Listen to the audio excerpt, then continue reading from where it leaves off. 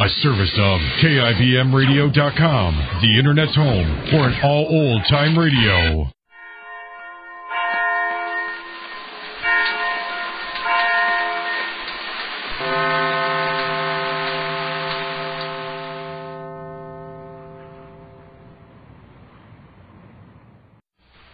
You're about to be entertained by some of the biggest names in show business.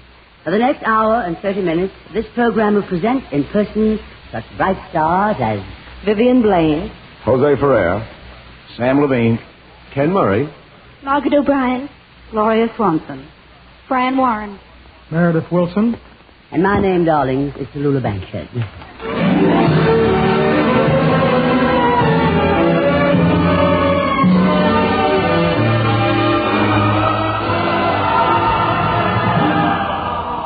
The National Broadcasting Company presents The Big Show.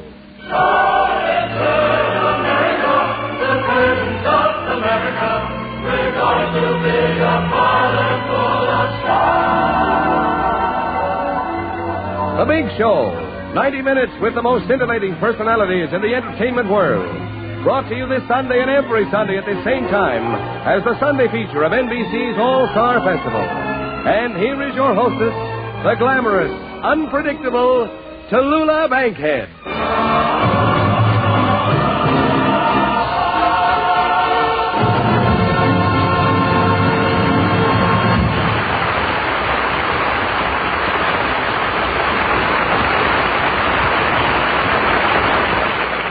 Well, darlings, how did Santa Claus treat you? I must tell you about one beautiful present I received. A new mink coat. My best friend sent it to me. I bought it myself. I saw it in the window. I liked it. I decided I simply must have it. I wrote out a check for $10,000 and took the coat with me. When I got home, I decided I'd been a little too extravagant, and so I sent it back. And what an odd coincidence. The coat got back to the store just as my check came back from the bank. But Christmas is behind us now, and we have a show to do. Last week, on our Christmas program, one of our guest stars was Margaret O'Brien of the movie. She did so well, too well to suit me, that she's with us again this week, a sort of Christmas hangover for me. I wish I could take an Anderson and make her disappear. But she's been held over by popular demand. Not mine, you understand. The child is too talented, much too talented. After all, a job is a job. I'm not trying to take your job, Miss Bankhead. Well, darling little Margaret O'Brien.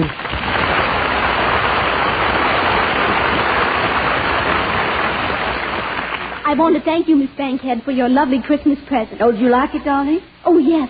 It was sweet of you to send me a one-way railroad ticket to California. I thought I wrapped it nicely. Oh, it was super. It was what, dear? It was super. A chief, of course. But I'm not going back to California, Miss Bankhead. You're not? I'm going to stick right close to you. You are not. Because I've decided I want to be a great actress just like you are. Oh, darling, isn't he sweet? There's so much I can learn from you, Miss Bankhead. Oh, Margaret, you may call me Tallulah. Oh, may I? Thank you. So you want to be an actress, little Margaret? Yes, I do, Big Tallulah. You see, I think a person should have an ambition, a goal in life. For 13 years now, I've been drifting aimlessly. Of course, for the last 7 years, I made a niche for myself in the movies. Yes, a 7-year niche. And what did you do the first 6 years of your life? You're just a bum, I suppose. Yes, those were bad years. I was disorganized, confused, tortured. I couldn't decide whether I should be in the theater or the movies. I became so nervous I was eating 2 packs of chocolate cigarettes a day. Yes, I see you still have the chocolate stains on your index finger. And I'll bet you used to hit that pablum bottle pretty hard, too. But now I know that the theater is my real life. And you're the one I want to pattern myself after. Oh, isn't he sweet? To be an actress like you, acclaimed by the critics, applauded by the public, a magnetic, dynamic, electric personality. So lit up. Watch your language, child. I mean, the way you walk out on the stage without any assistance. That's acting, Miss Tallulah. That black coffee, child. That's my ambition, to be a big star like you are.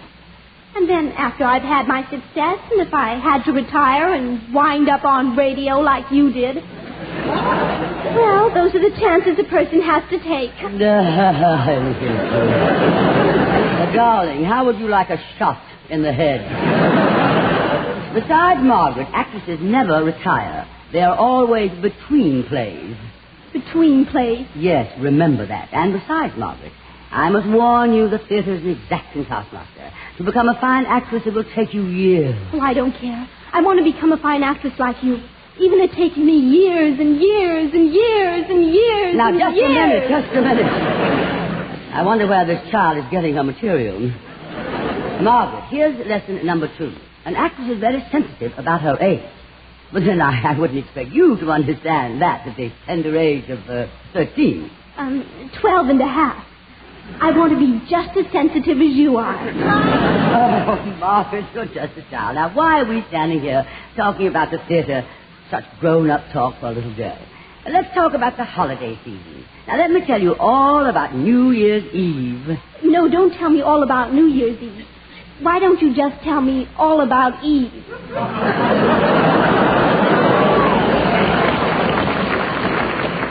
So that's where she's been getting her material. Well, I'll put a stop to this. Meredith Wilson. Yes, Miss Bankhead.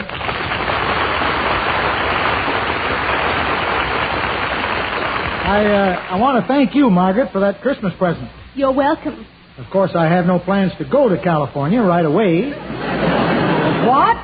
And Margaret sent me a one-way ticket to California. And it was very nicely wrapped, too. By the way, Miss Bankhead, thank you for your present. It was just what I needed. A box of Fragile. Meredith, that was a 5-piece set of cut cloths.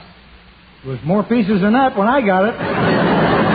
And, well, I want to thank you, Meredith, for that darling scarf you sent me and that delightfully warm Christmas card you enclosed. 60% rayon, 40% wool. How warm can you get? Well, now, darling, how about the music, Meredith? Well, sir, Miss Bankhead.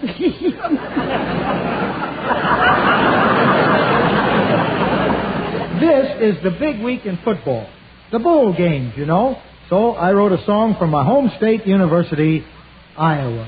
Oh, is Iowa one of the bowl games? Well, not exactly. They might have had a chance, though.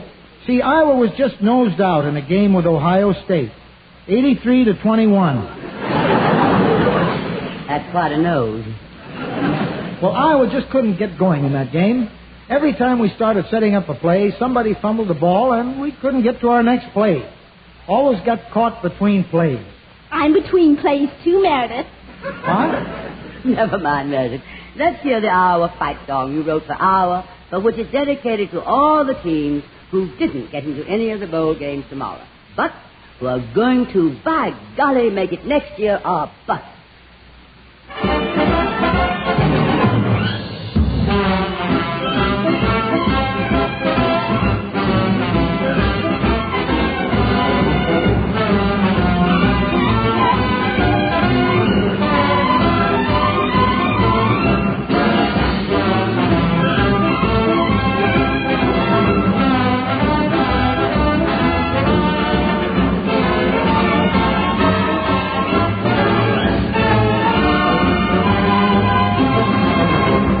What's the word?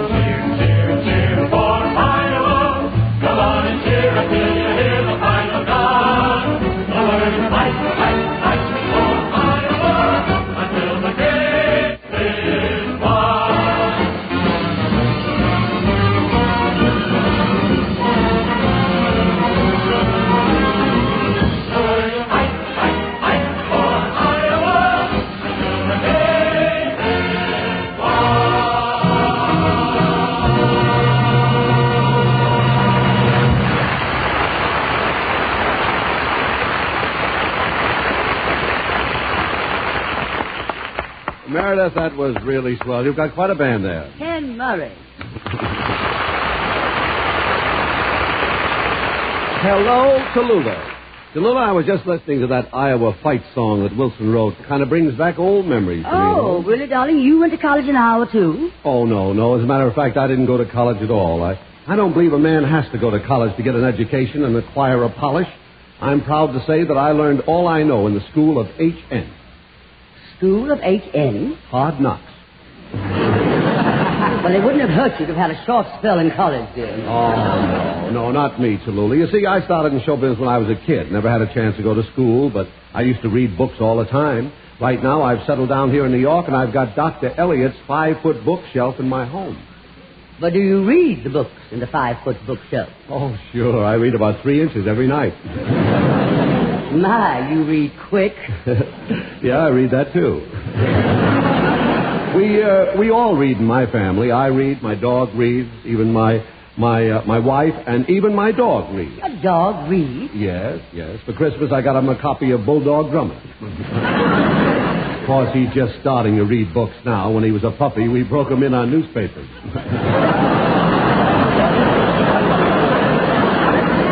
But, Tallulah, I came over here to your program for a very special reason. I'm not here to be entertaining. What makes you think you have been, darling? I do a television program. How would you like to be a guest on my TV show? I would rather die. What makes you think you won't, darling? Now, look here, crude cut. I'm quite satisfied to be doing the show I'm doing here.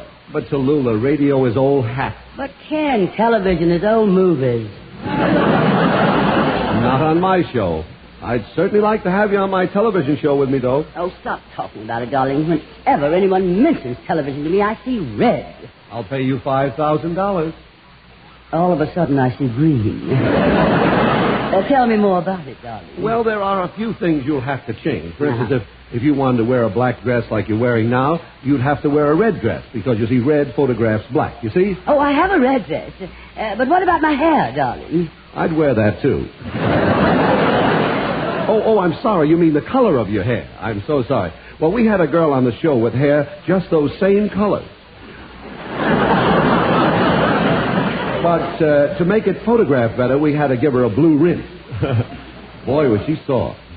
Blue on top, huh? What about makeup? I suppose makeup is a big factor. Oh, yes. Makes a big difference.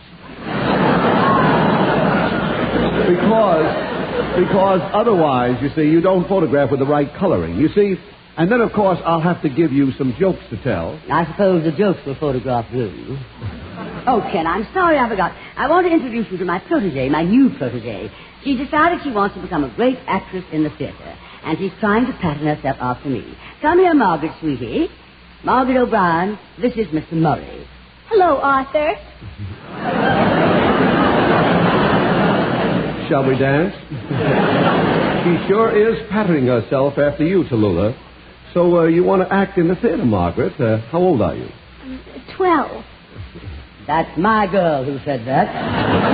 Ken, why did you put Margaret on your show? Well, I'd like to, but don't you think that she's a little Y-U-N-G? I'd rather have Y-O-U on my T-E-L-O. I mean, my T-O-L-I. How do you spell television?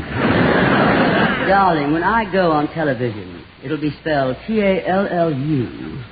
V-I-S-I-O-N. Oh, Tallulah Vision, huh? I've made up my mind to be in the theater like Tallulah. Oh, what are you doing now, Margaret? I'm between plays. Oh, you've already been in some plays? No, she's between her first play. Well, have you seen any of the plays since you've been in town, Margaret? Oh, yes, I went to see King Lear by Shakespeare. That's a lot of laughs. And I saw the cocktail party by T.S. Eliot. Good man, T.S. I've got his 5-foot bookshelf, you know. And I saw Enemy of the People. Starring Milton Berle, I suppose.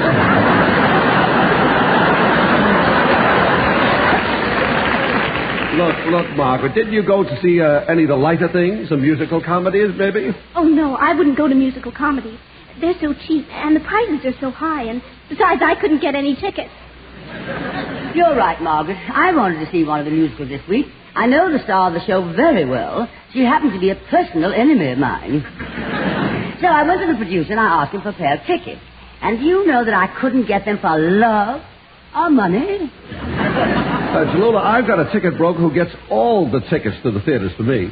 He got me a couple for Guys and Dolls. Guys and Dolls, I think that is. Of course, I had to send him a nice Christmas present. No, well, speaking of Guys and Dolls, we happen to have two of the stars of that show with us today, Vivian Blaine and Sam Levine. And after Vivian sings her song, Margaret, you ask her for a couple of tickets. I'm sure she has them. Meredith, darling. Darling Meredith, are you ready for Vivian Blaine's song? Oh, sure. All set. Hiya, Meredith. Hello, Ken Murray. Well, as I always say, long time no see. Yes, you do always say that, and that's why long time no see.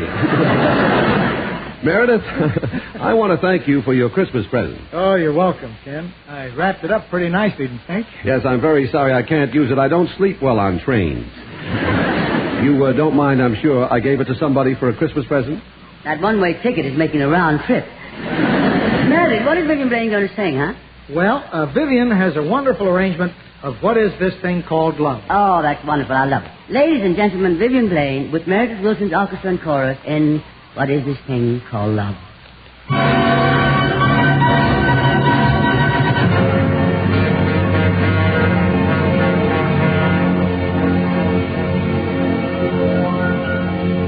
What is this thing called love? This funny thing called love. Just who can find this mystery? It came and made a fool of you. I saw you there one wonderful day. You took my heart and you threw it away. That's why I ask the Lord in heaven above, what is this thing called love? I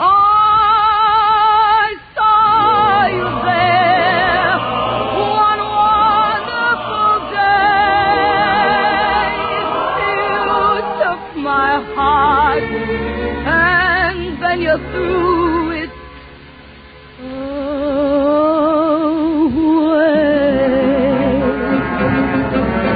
That's why I ask the Lord. That's why I ask the Lord in heaven above. What is this thing? What is this thing? This crazy thing.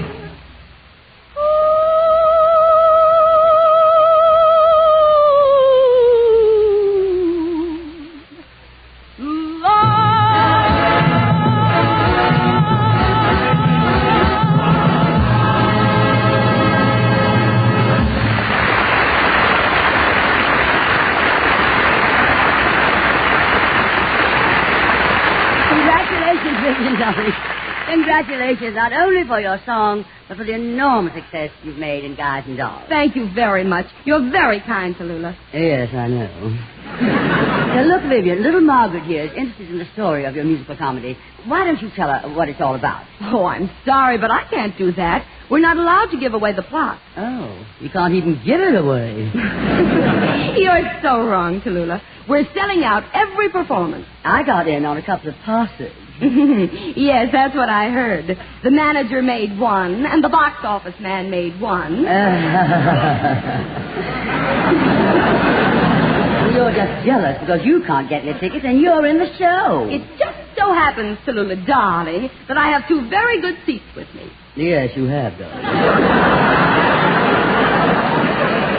And it might interest you to know that when I saw your show, I was sitting in the very front row. I'm sure you must have seen me. Oh, no. I never look way up there. Now, just a moment. Why is it that everyone who comes on the show starts picking on me? I thought it'd be pleasant. Oh, excuse me, Tallulah. What is it, Margaret? Let me, please. Hello, Vivian, darling. Why, Margaret O'Brien, hello. Golly, I haven't seen you in years. Remember when I met you out in Hollywood when I was making pictures? Well, you remember. You must have seen me in State Fair. Oh, yes, darling. You won a blue ribbon for that, didn't you? That's my girl who said that. Well, that's a new twist. Hiring a little girl to insult your guest. Oh, no, Vivian. Margaret didn't really mean it. She's just trying to help me out. Very, very interested in seeing your play. Now, you said you had a couple of tickets. Why, yes, indeed I have. I'll be glad to give them to her. Oh, wonderful, darling. I hope you'll be able to understand it. The show is quite adult, I hear. How old are you now, Margaret? 11. Oh. Why, she'll be able to understand it, because by the time she can use these tickets, she'll be 15. You have tickets 4 years in advance. Why not? Every night there's a sign in front of the box office that says SRO, standing room only. So what? When I was in Private Life, we had the SRO sign in the box office, too. Yes, it was SRO. 6 rows only. Just a minute. If you 2 dolls will excuse me. Sam Levine.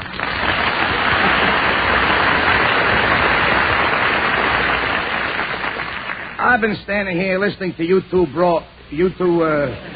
dolls beating each other's brains out. This one says she's got 2 seats. That one says, why don't you try standing room? The other one says it won a blue ribbon. So enough already. Now, what does this kid want, this little Miss Margaret O'Brien? All she wants, darling, is to buy 2 tickets to your show. That's all. For this, we went through this hoo-ha and mishmash with Vivian. Stop tumbling. 2 tickets to Guys and Dolls can be arranged. Oh, you mean you have 2 tickets? Well, not with me. Who carries that much cash? What do you mean you know where you can get a pair of tickets? What a question to ask Sam Levine. Now, I'd like to ask you a question for your own information. Who has been on Broadway longer than I have? Oh, I'm sorry. That's an unfair question to ask you. Mr. Levine, what is the point besides the one your hat is on? Huh? Oh, you're going to start again with the 2 seats, huh? Look, Tallulah, what I'm trying to point out to one and all is that I happen to have connections with a certain highly placed gentleman who can put their dukes on a pair of ducats for a friend any time. And I happen to be that friend. All that it takes is a telephone call. I know the right people. I happen to be the star of the biggest hit on Broadway, and I have plenty of influence. So show me the telephone and give me a slug. Don't tempt me. Huh? Sammy, you won't need a slug. Just pick up any phone here and make your call. This is NBC. They have thousands of telephones. Thousands of phones? What a location for a bookie. Oh, when you stop to think how unfair life can be. I got a friend, Benny the Book, has 1 lousy telephone. They came and they tore it out by the roots. And besides, they arrested him. Oh. Did they send him up the river? No, it was his first offense. He's just up the creek. Sam, we were going to make a phone call. Here, use this one. Okay. Yeah, I'm sure he'll be in. This is Sunday. They don't run anywhere on Sunday. Sam, you're not calling a horse fair to get tickets to your show. Why not? He's a mutual friend of mine. A $2 mutual friend of yours. Well, I haven't seen him in months. The last time I saw him was, let's see, May, June, July, Saratoga, September. Oh, hello, Marvin. Oh, Irving. Oh, Marvin ain't there. Irving, this is Sam. Could you ask Joey to run across the street to Manny, Max, and Eddie's and ask Sal to send Marvin to the phone? Yeah, tell him it's Sam Levine. Sam Levine, the actor. All right, Sam Levine, the bum. What? Just for going across the street? Okay, I'll stand good for it. Go call. Look, Sam, if you're going to call every Tom, Dick, and Harry in town... Who called Tom, Dick, and Harry? I called for Marvin, and Irving said he would send Joey to Manny, Max, and Eddie. All right, already. Let's get the tickets. Okay, so Joey went to call Marvin. It's a person-to-person call. That'll make the tickets cost $5 extra. What's the $5 for? Well, you can't expect Joey to walk across the street for nothing. He only makes $2.50 on it. The other $2.50 is for the premium for the accident insurance in case while he's crossing the street he should get knocked down by an automobile. What am I doing in radio? I could get myself a pair of track shoes and I'm in business. Look, Tallulah, I'm doing this for you out of the goodness of my heart. Plus a small fee for incidentals. I wouldn't get tickets for anybody else in the world, but for you I'm going to this trouble. Well, if I'd known you had to put so many men on the job, I wouldn't have asked you. How long is it going to take? It'll take only long enough for Joey to get Marvin and then to come to the phone. Well, Joey should be back by now. Well, look, figure it out. First, he's got to shave. Then he's got to put on a shirt and a tie. Shave to go to Manny, Max, and Eddie's? What is it? One of those fancy restaurants where you can't eat unless you wear a tie? At Manny, Max, and Eddie's, you cannot eat at any time. It's an auto supply store. A formal auto supply store. You have to dress. Well, they run a little handbook in the back. And they could get raided any minute. So how would Joey look in the lineup without a shave and a tie? Ghastly, I'm sure.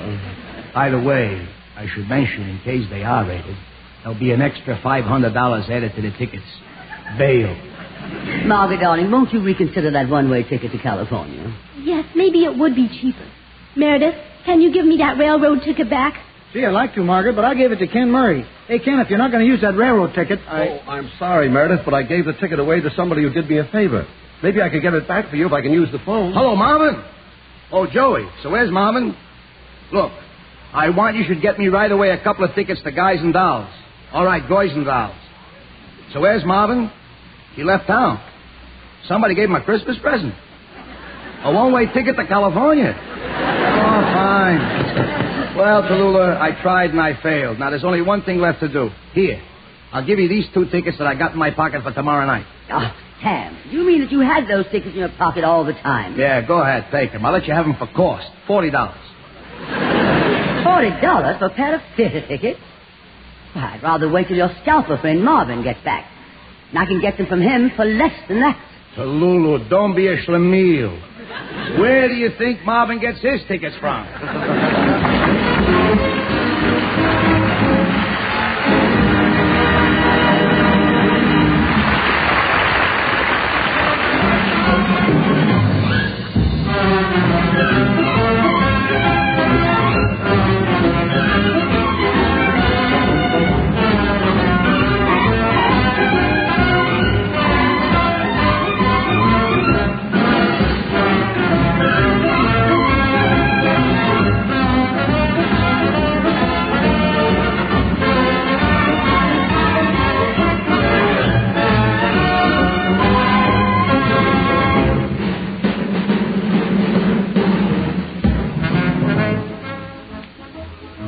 Ladies and gentlemen, that was Meredith Wilson and his Big Show Orchestra and Chorus. We'll be back in a moment, darlings, just as soon as I ring my chime.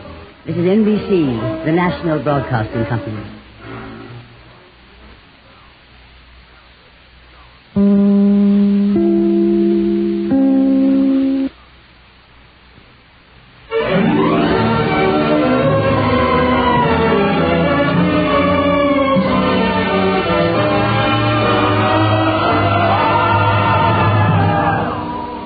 The Big Show. This is the National Broadcasting Company Sunday Extravaganza with the most scintillating personalities in show business. The Big Show, the Sunday night feature of NBC's All-Star Festival, is brought to you by RCA Victor, world leader in radio, first in recorded music, first in television, and by the makers of Anacin, for fast relief from pain of headache, neuritis, and neuralgia. The big stars on this program are Vivian, Blaine, Jose Ferrer, Sam Levine, Ken Murray, Margaret O'Brien, Gloria Swanson, Fran Warren, Meredith Wilson, and the Big Show Orchestra and Chorus. And every week, your hostess, the glamorous, unpredictable Tallulah Bankhead.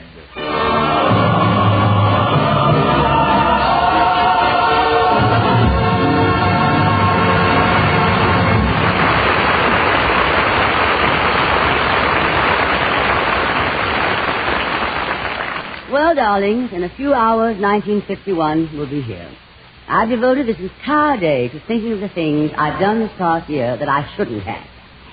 And I've come up with the most darling resolutions. I can hardly wait till midnight to start breaking them. Meanwhile, our show goes on, and one of our guests, little Margaret O'Brien, keeps tagging after me because she's made up her mind she wants to be an actress in the theater.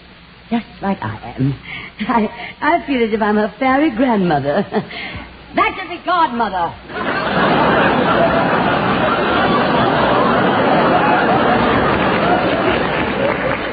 That misprint was deliberate. Oh, Tallulah. Yes, Margaret, darling. I just saw Gloria Swanson and Jose Ferrer come into the studio. Yes, Margaret, yes, darling. They're going to do a scene later in the program. From 20th Century, the play they're starring in on Broadway now. It's a drawing room comedy. What's a drawing room comedy? Drawing room comedy is, it's usually a play where a lot of rich people pay $6.60 to see a lot of poor actors acting like a lot of rich people. Gee, it must be wonderful to be in a play on Broadway. I wish I was as great an actress as Gloria Swanson. I beg your pardon, sir. How about me? Oh, I mean you, too. I wish we both were as great an actress as Gloria. Darling, I love Gloria. No one better. Why, we are very dear friends. But this is her very first play on Broadway. I've been in dozens of plays. Oh, I know. I know them all. And what fun you must have had in them. Private Lives, The Little Foxes, Skin of Our Teeth, Dark Victory, Rain, Reflected Glory, Mr. Roberts. Mom. I was never in Mr. Roberts. That's a play with all men in it. I know, but wouldn't it be fun? Why, Miss O'Brien, when I was your age, I never... what were you saying, darling? I was just thinking how wonderful it would be to be a big star in the theater and have your pictures in all the papers and the magazines. I once saw your picture on the cover of Life magazine. How did you ever get them to put your picture on the cover of Life? Well, someday, darling, I'll explain the facts of life. Oh, I've been meaning to ask you. Can I have your autograph? Why, of course, dear child. Would you write it on these 3 pieces of paper? Well, an autograph and triplicate. I am honored.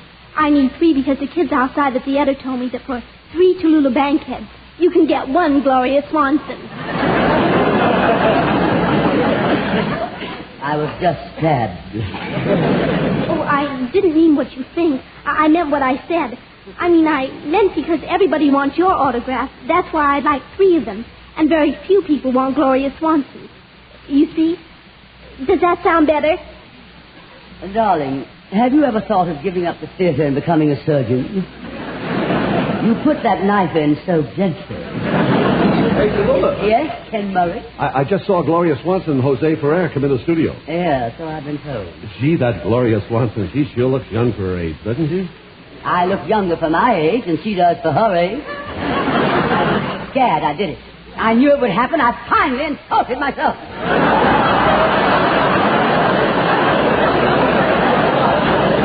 Now, wait a minute, Tallulah. Now, wait a minute. Let me figure that thing out. Now, if you say that you're younger for your age than she is for her age, then that makes you older age for age. Is that it? What I meant is that I'm younger for the age I say I am than she is for the age she really is. And that's older than the age she says she is, or the age I really am. Yeah. Would you mind repeating that question? Well, what I'm trying to explain, Ken, is you say she looks young for her age, and I said that I'm younger for the age I say I am than she is for the age she really is, which is older than the age she says she is, which is older than the age I really am. How many witches were in that sentence? Only 2. Ken, may I ask you a question? Why, yes, Margaret. Why do you always hold that cigar when you're on stage? Oh, I don't know. It's an old habit. Sort of puts me at ease. Here, have one. Try it. Thank you. Hello, Tallulah. Well, Fran Warren, darling.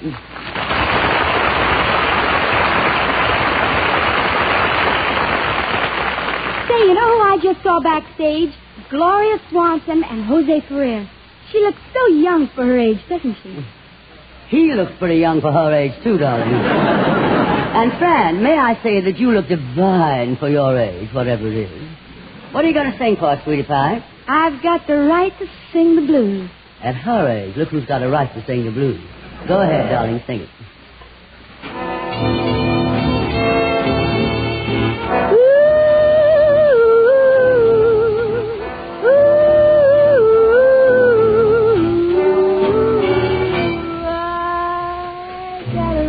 right to sing the blues.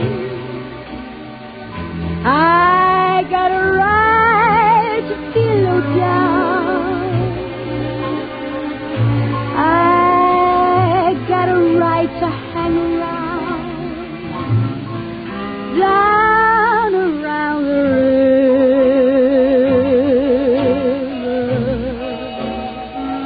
A certain man in this old town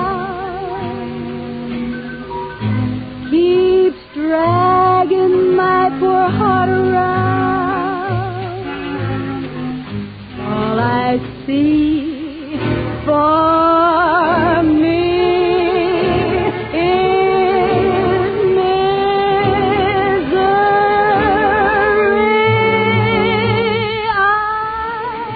I've got a right to sing the blues. I got a right to moan and sigh. I got a right to sit and cry down around the river. I know the deep blue sea will soon be calling me. It must be love, say what you choose.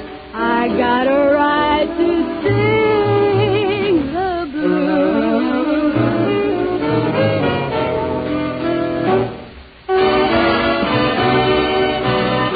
I know the deep blue sea will soon be calling to me. It must be love, say what you choose. I got a right to sing the blues. Ooh, I got a right to sing the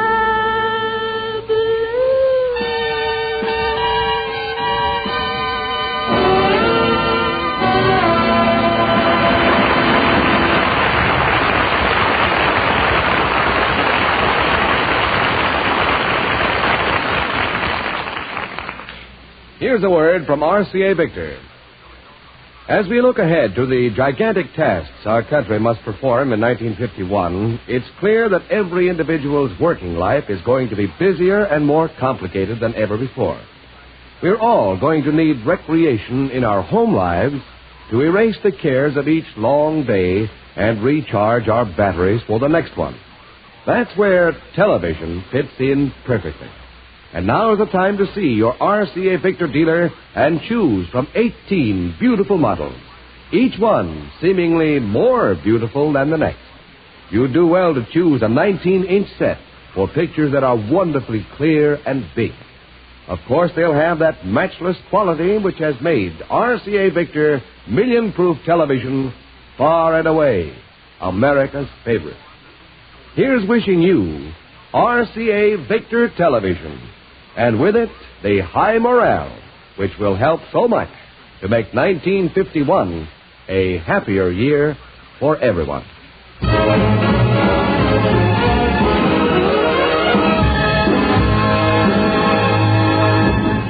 You know, darlings, the holiday season is traditionally a time of extraordinary excitement in the theater. But these holidays brought us a little more than the ordinary extraordinary. ANTA, meaning American National Theatre and Academy, marked a red-letter day in its worthy history when it presented Gloria Swanson, Jose Ferrer, and an all-star cast in Mr. Ferrer's revival of that famous hit play of the 1931-32 season, 20th Century.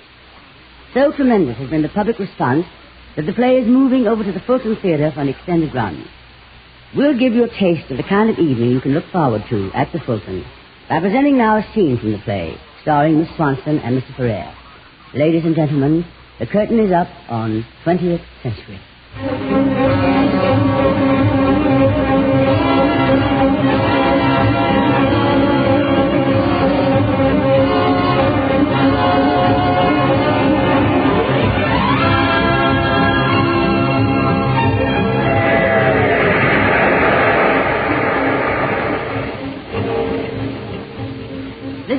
story of an eccentric Broadway producer named Oscar Jaffe and his meal ticket, a glamorous bundle of talent and temperament, Lily Garland. This is the story of an overnight train trip on the 20th Century Limited from Chicago to New York.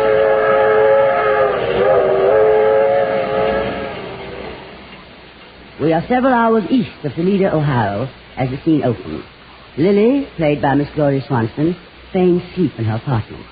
Sadie, the watchful maid, is not at all surprised when the door opens and Oscar Jaffe, played by Mr. Jose Ferrer, reconnoiters the situation. Not a word, Sadie. We must not wake her.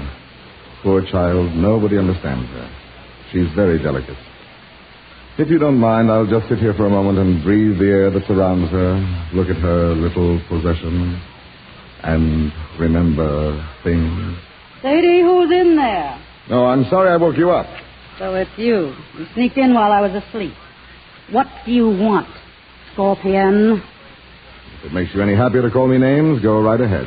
Oscar, you're complete. You're the most horrible excuse for a human being that ever walked on two legs. You've always misunderstood me, Lily. You lack the true intuitive gift to appreciate great love. Your philosophy of love doesn't interest me, Mr. Jaffe. I'm an Oriental, Lily. Love blinded me. That was always the trouble between us as producer and artist. Oh, so that's what it was it? How about your name in electric lights bigger than everybody's? Your grand illusions that you are a Shakespeare and Napoleon and the Grand Lama of Tibet all rolled into one. You're absolutely right. What? I'm big enough to admit it. I never appreciated your real greatness until I lost you. Why, that last quibble we had about percentages, gad, how small, how cheap I was. What egotism, not to know that it was Lily Garland and not Oscar Jaffe. Running all over town telling people that you had to put chalk marks on the stage so that I'd know where to stand. That you had to teach me to talk like a parrot. God, it was despicable. I could cut my throat. But I paid for it 1,000 times since. When I saw that last movie of yours, I only blame myself. Oh, you've seen it, eh? Well, you'll be glad to know that it's a tremendous success. Oh, yes. I'm marvelous in it. Superb. Don't say that, Lily, please. Well, here, if you don't believe me, look at this. Now, where did you get this dreadful thing? For bowling? Well, read what it says. The Academy of Motion Picture Arts and Sciences. It's so pathetic, isn't it? Don't fall for this sort of thing, Lily. There were moments in the film when you were marvelous. Yes, they couldn't stop the real Lily from coming through several times. But that cheap story, that clumsy, unimaginative director, well, he must have been related to the bank. Well, you're right there. And you want to know why? The director was an idiot. I couldn't get anything into his head. I had to fight him all the time. It was sacrilege to throw you away on a man like that. I wouldn't have him for my office boy. And the lighting in that picture. Don't you remember how I always brought the lights up every time you stepped on the stage? You became a radiant creature to the audience. People left the theater feeling that they had gone through some great spiritual experience. I left that movie house feeling that some magnificent ruby had been set in a platter of lard. You put yourself back 10 years, Lily, but we can mend that. You'll be greater than ever. Listen, Oscar, if all this does is by any chance preliminary to a contract, you can save your breath because I'm not... Who said anything interested. about contracts? Shame on you, Lily. What are you talking about? You do anything to get my name on a contract. This billiard trophy, this obscene lead statue must be doing things to you. I didn't come in here with contracts. I came with a dream we both had long ago. The thing we planned as a climax to your career. The last golden stare. Look out. The courtesan. The great courtesan role. Oh, look out. Oh, no. So this is a big surprise you have for me. Another part where I'm unworthy of the lieutenant's love and make the great sacrifice. I wouldn't sneer if I were you. All right, what is it this time? Montezuma again or that big drama about Hairpin Annie, the pride of the gas house? No, Lily, it's none of these things. This happens to be the greatest woman of all time. Just her memory has kept the world weeping for centuries. The Magdalene. Magdalene who? Now, you listen to me, Lily Garland. I'm going to put on the Passion play in New York with Lily Garland as Mary Magdalene. I've had it up my sleeve all this time, waiting for the right moment. The wickedest woman of her age. Sensual, heartless, and beautiful. Corrupting everything she touches. Running the gamut from the gutter to glory. Can't you see her, Lily? This little wanton reduced to helplessness. Standing in the street, sobbing and wet through with her own tears. I'm going to have Pontius Pilate ride by in a chariot, and I'm going to splash mud all over her. No, wait. Pilate, he's new. He does a peg. Yes. His horse bolts.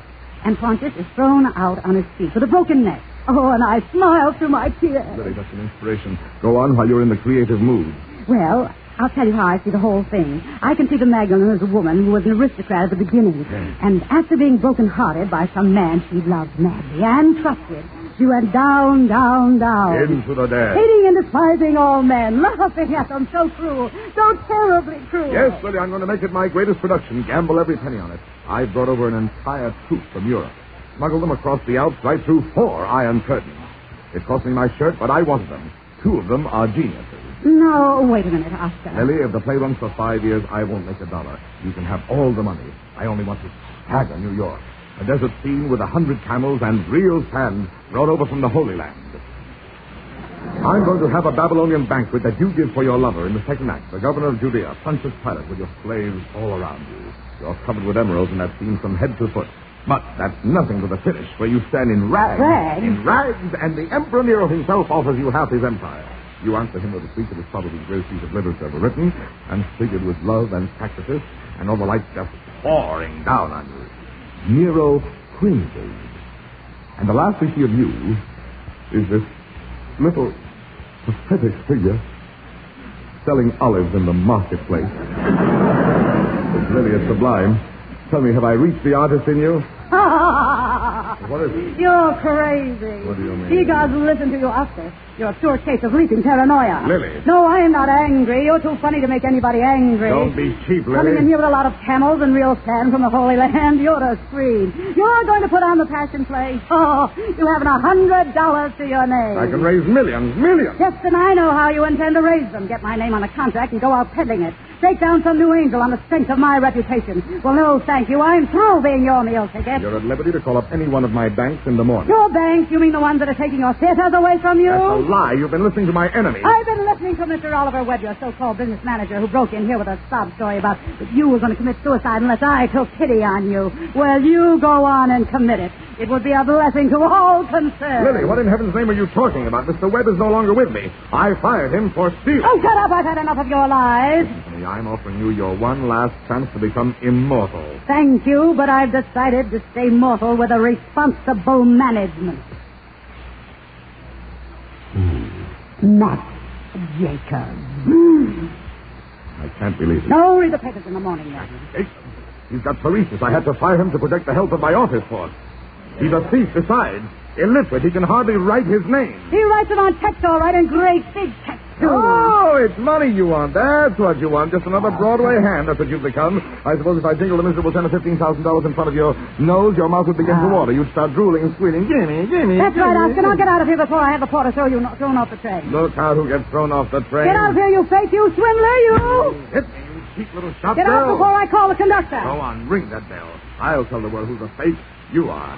I made you. I taught you everything you know. Your voice, your walk, your cheap little talents. They are mine. I gave them to you. I gave up everything to breathe them into you. Even your name, Lily Garland. I gave you that. Porter, Sadie, conductor! Well, as soon as there's a God in heaven, Mildred Platzer, you'll wind up where you belong. In burlesque. You low! Ring them on. I'll tell the whole train. I'll tell the whole world. Mildred Platzer. Conductor, throw this man out. Throw him off the train!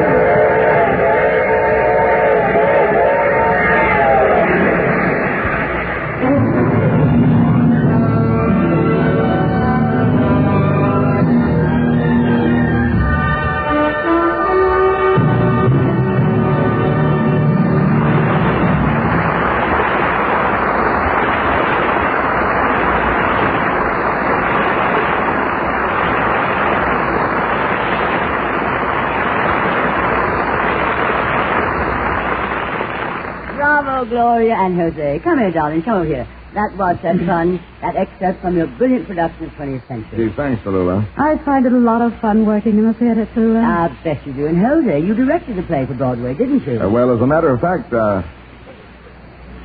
Oh, I read the wonderful notices the critics gave you. yes, they certainly were. And not only for your direction, but for your acting. Well, they were awful. And I understand the theater's selling out, which would make you very happy. Well, of course. Oh, darling, I know you'd like to go on and just tell us how wonderful your play is, but I simply must interrupt you. Well, if you'd only give me a chance to say something, then you could interrupt me. Oh, well, of course, darling. Go right ahead.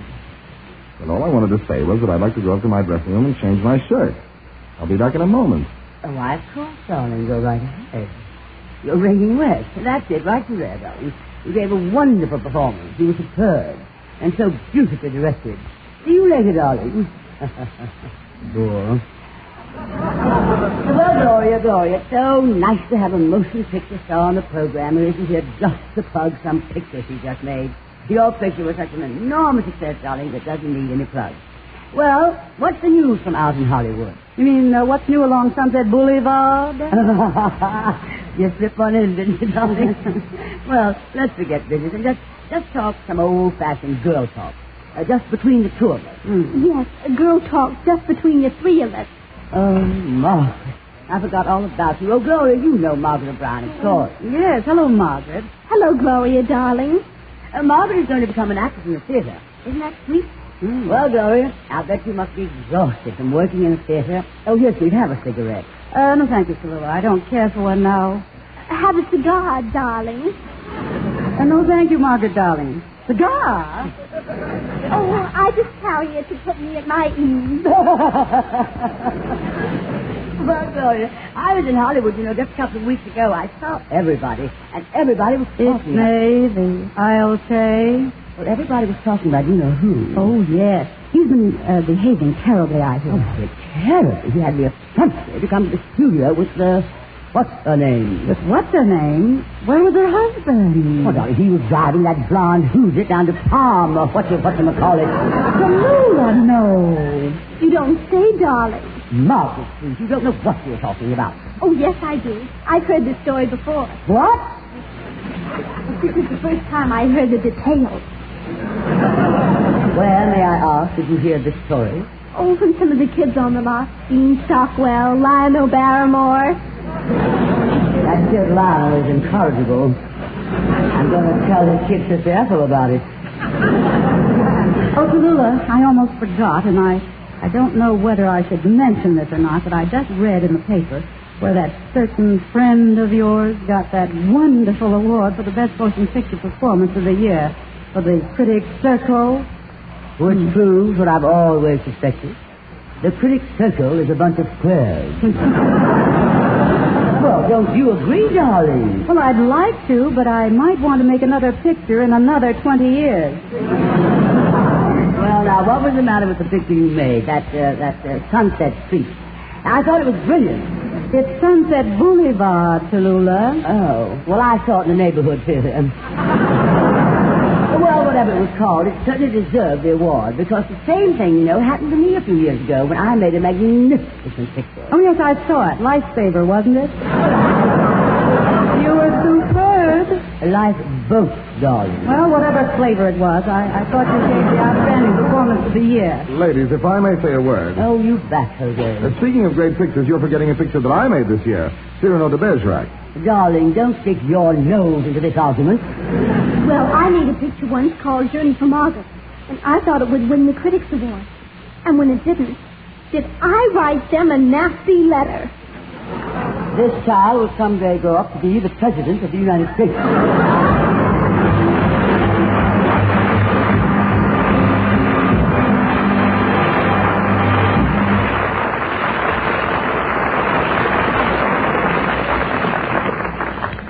If you would like to know a quick, easy way to ease the pain of a headache, neuritis, or neuralgia, then by all means, try Anacin. Your own dentist or physician may, at one time or another, have handed you an envelope containing Anacin tablets. Then you already know how incredibly fast and effectively Anacin brings relief. Anacin is like a doctor's prescription. That is, Anacin contains not just one, but a combination of medically proven active ingredients. For your own sake, try Anacin. Anacin is sold to you on this guarantee. If the first few tablets do not give you all the relief you want as fast as you want it, you may return the unused portion and your money will be refunded. You can get Anacin tablets at any drug counter. Anacin comes in handy boxes of 12 and 30 tablets and economical family-sized bottles of 50 and 100.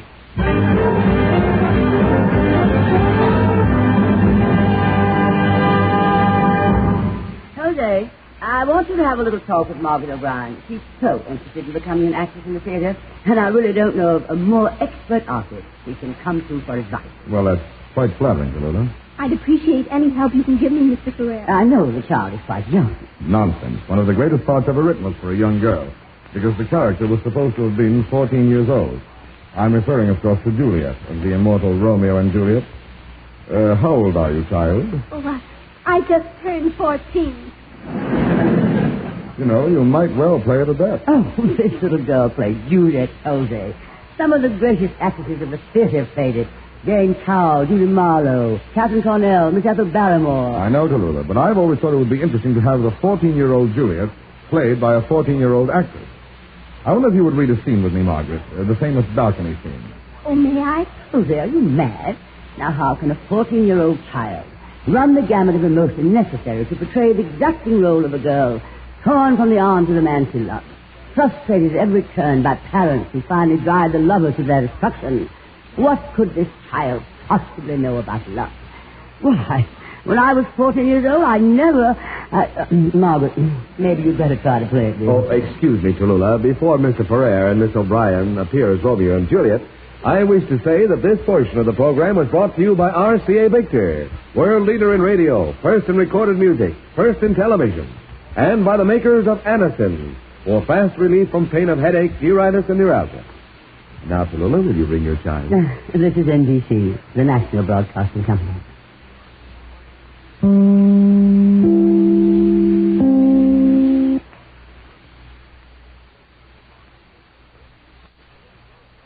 This is The Big Show. And Margaret O'Brien, one of the guest stars, is about to realize her lifelong ambition to become an actress in the legitimate theater.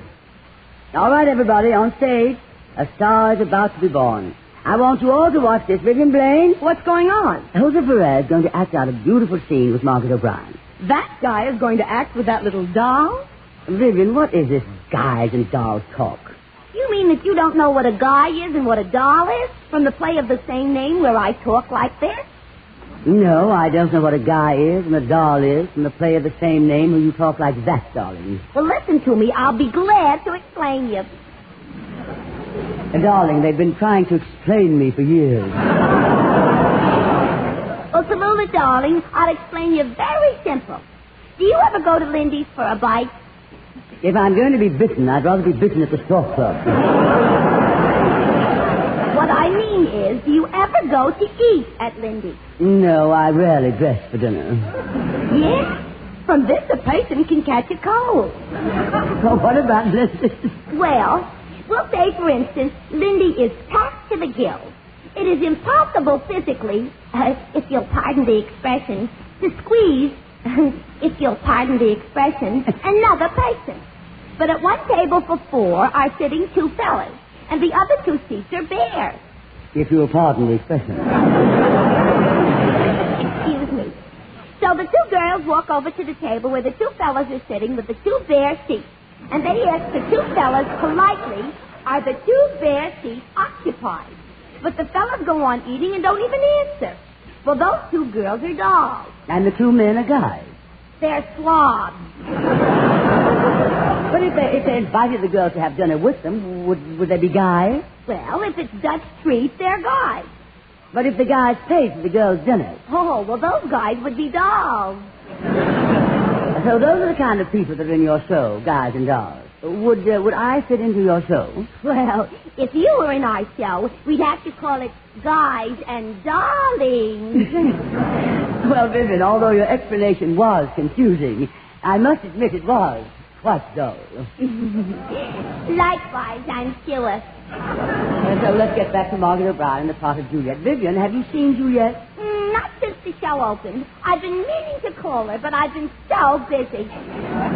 Vivian, dear, Juliet has been dead for years. No kidding. Now, I'm really sorry I didn't call her. You know, a patient should never put off till tomorrow. Yes, well, we all have to go sometime. Sam Levine, come over here. I want you to watch this, too. What's the pitch? Margaret O'Brien and Jose Ferrer are doing a scene from Romeo and Juliet. And for this, you broke up my pinochle game. Sam, it's a wonderful scene where Romeo meets Juliet on the balcony. A very good place to meet a doll. I met more dolls in the balcony of Louis Pitkin Theater than this. This balcony happens to be Lois Verona. And Kenmurray, wait a minute. Now, where are you sneaking off to? Aren't you interested in Romeo and Juliet? Oh, sure, I'm smoking one now. I'm talking about Hedda Ferrer. That's a good cigar, too. I mean Shakespeare's Romeo and Juliet. Oh, yes, Tallulah. I'm sorry. I know it very well. Oh, did you ever play Romeo and Juliet? Oh, sure. How did you do? Ran second, paid $16.80 to play. Glory Quantum, Fran Warren, let's listen to Hedda Ferrer play Romeo to Margaret O'Brien's Juliet. Go ahead, Jose. Well, Margaret, are you familiar with the lines of the scene? Oh, yes. We kids on the lot used to play Romeo and Juliet all the time. I'll bet that Lionel Balmo kid must have made a great Romeo. Well, now, why don't we try a few lines from the scene that begins, "But soft, what light through yonder window breaks." You remember? Oh, yes.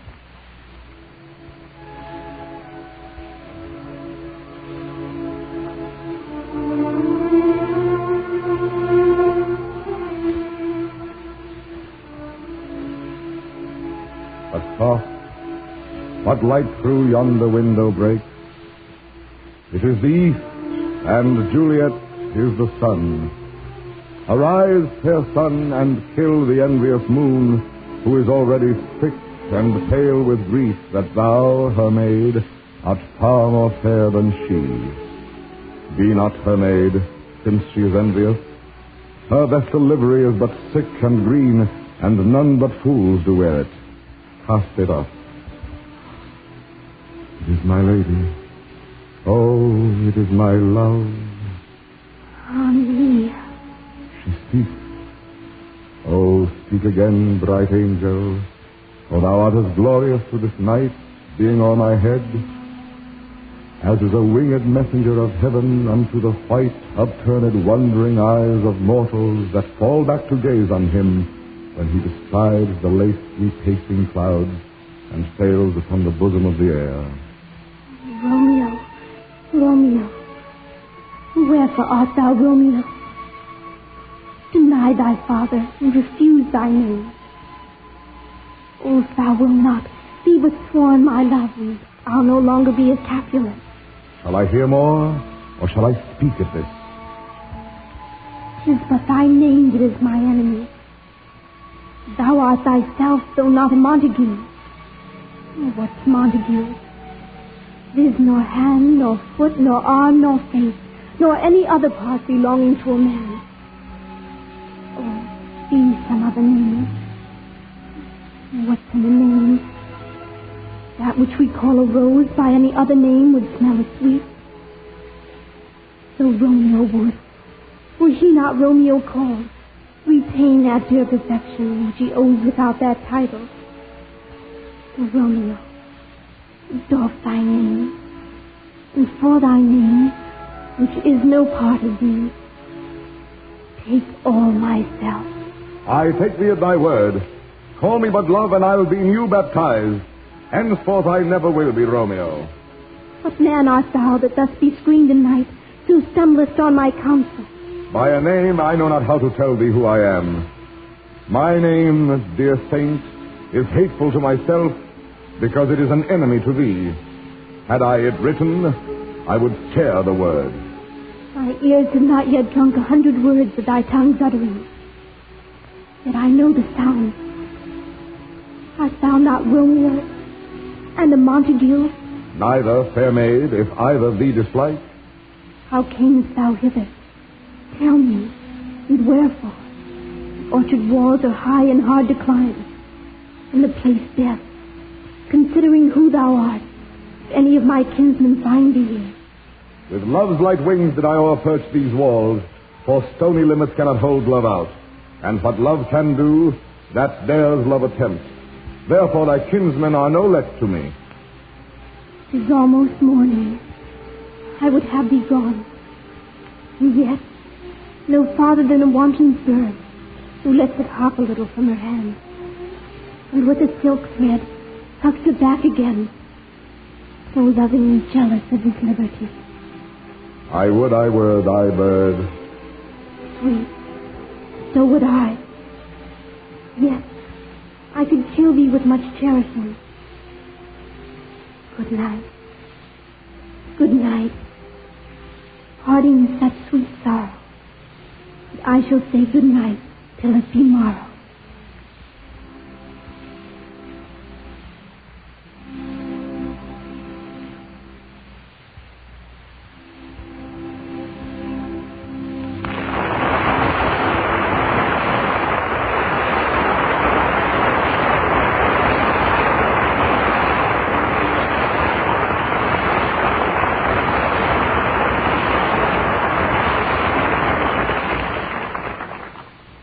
darling.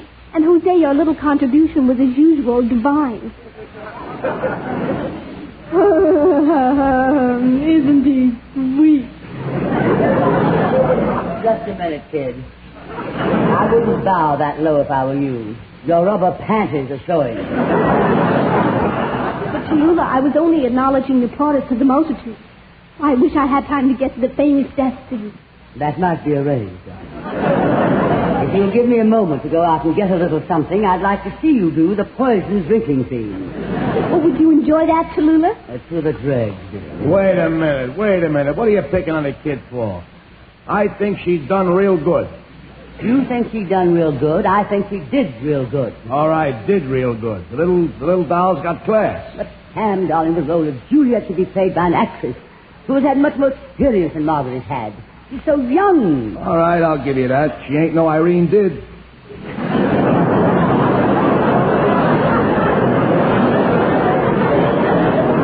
Irene's done. Well, make up your mind. Juliet requires such a depth of perception, such inner fire. Oh, Margaret did very well indeed. But of course you can't expect a child to have the third dimension that I have. Well, it's as broad as it's long. Personally, I think she made a fine Juliet. I'd like to hear you do it better. I was wondering when you'd stop ad-libbing and get to that line. I'll show you a side of Juliet you never saw before. From a balcony? All right, go ahead. Oh, Romeo, Romeo, wherefore art thou done?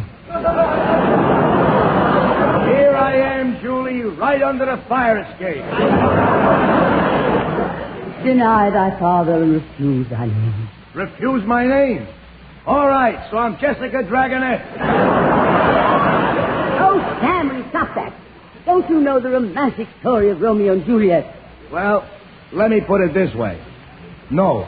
You never heard of Romeo and Juliet? So kill me, I never heard of it. Sam, you're in the theater. Where have you been all these years? 3 man on a horse, room service, light up the sky, and now I'm in Guys and Dolls. But this Shakespeare, I don't dig already. So don't dig it. Let him lay there already. And I'll tell you the story of Romeo and Juliet. Or as you would call it, a guy and a doll. And this guy, Romeo, comes from a wealthy family. The Montagues. They're in the woolen business. Nice business, legit. Yeah. And the doll's family is well-heeled, too. Mm-hmm. The Capulet. They operate a chain of flower stores. Now, that's how she knows that a rose by another name still, if you'll pardon the expression, smells. Well, that figures. And from the flower shops, they make money? So, all right. They do a little bookmaking in back of the store. Well, Ned. So the guy and the doll, they got a yen for each other. But the families object.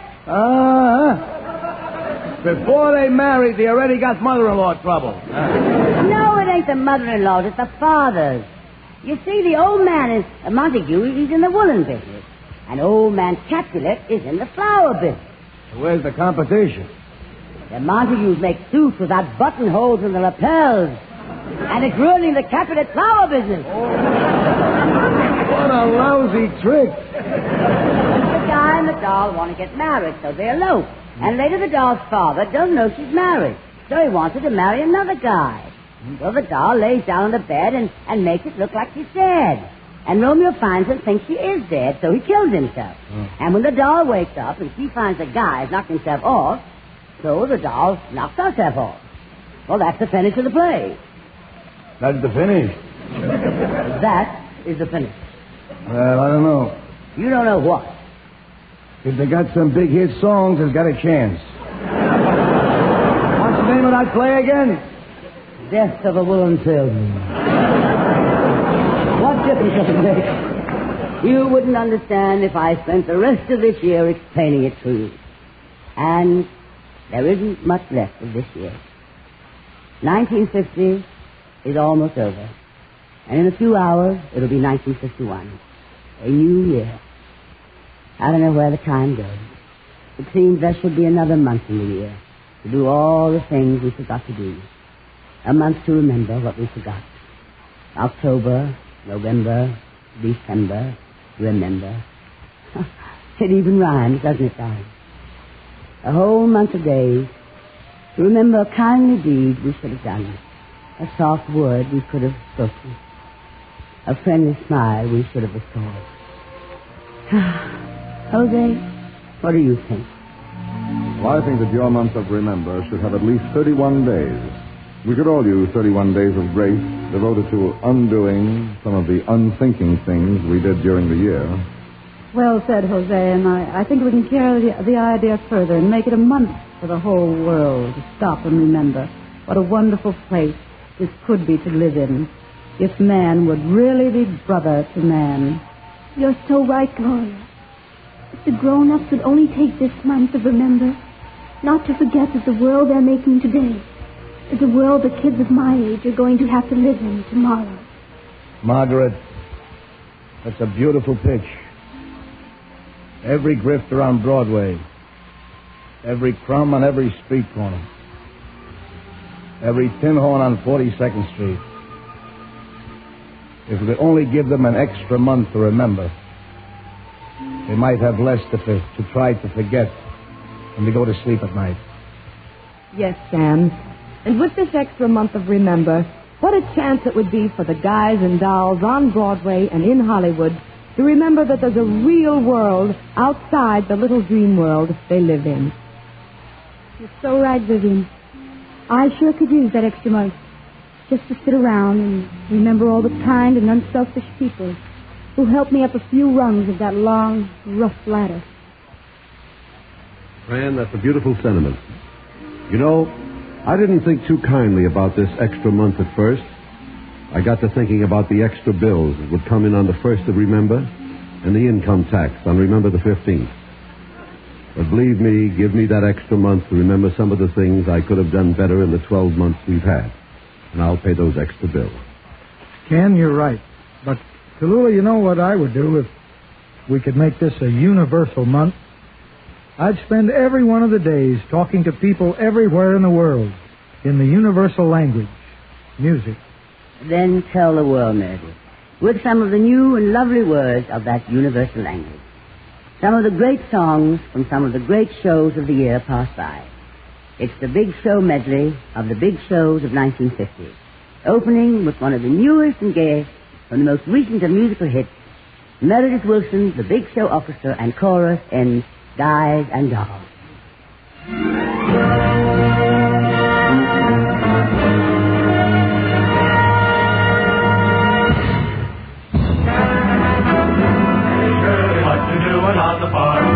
What you doing with the basket on your arm? I love you, a bushel and a peck, a bushel and a peck, and it beats me all the heck, beats me all the heck. How I'll ever tend the farm when I want to keep my arm about you. About you. About you. Talking all about you, can't I live without you? 'Cause I love you, a bushel and a peck, you bet your pretty neck I do. 'Cause I love you, a bushel and a peck, and you bet your pretty neck I do. I do.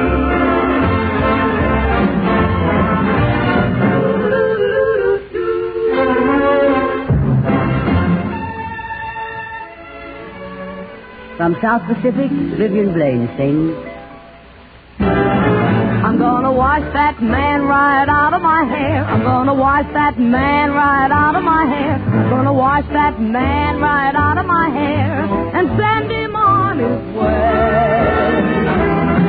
I'm gonna wave that man right out of my arms. I'm gonna wave that man right out of my arms. I'm gonna wave that man right out of my arms and send him on his way. Don't try to patch it up, tear it up, wash them out, dry them out, push them out, fly them out, cancel him and let him go. I'm gonna wash that man right out of my hair. I'm gonna wash that man right out of my hair. I'm gonna wash that man right out of my hair and send him on his way.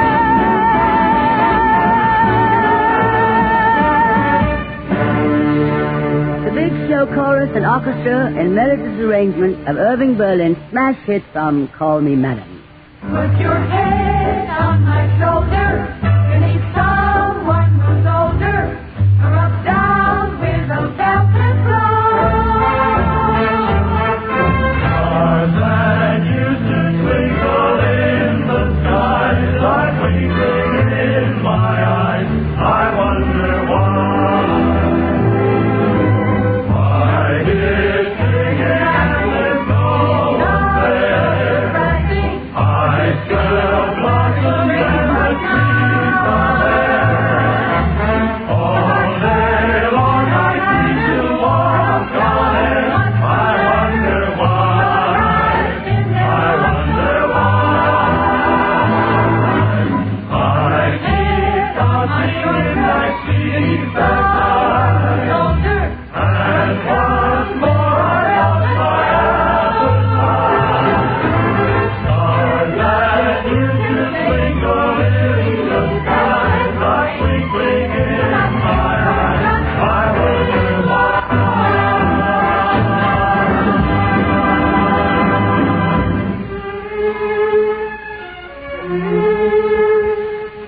And now our own Fran Warren sings another great 1950 hit. Here's one of the best from History Kids.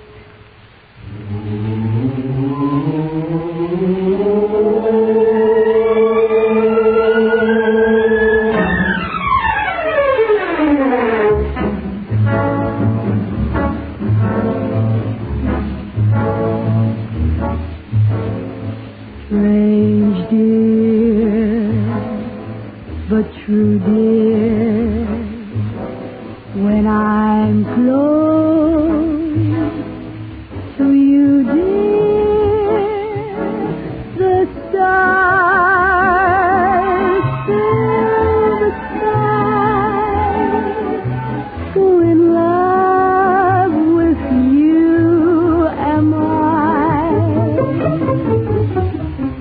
Even without you, my arms fold about you.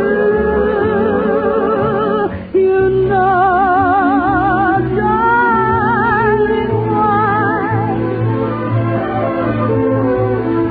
so in love with you am I.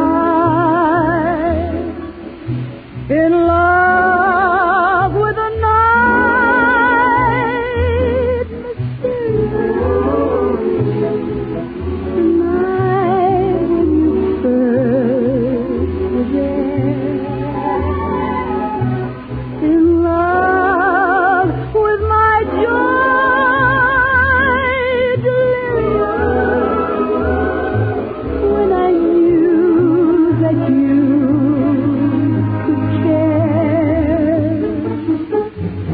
so taunting me and hurting me, deceive me, desert me. I'm yours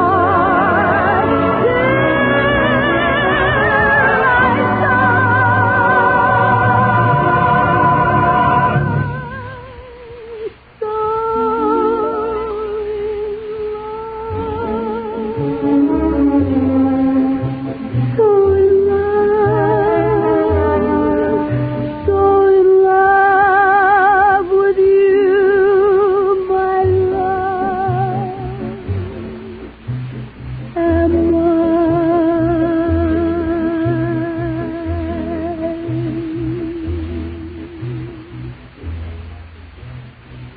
Don't stop the music, Meredith. You haven't heard yet from Tallulah. Here it is, darlings, my big song of 1950. Give my regards to Broadway. Remember me to Herald Square.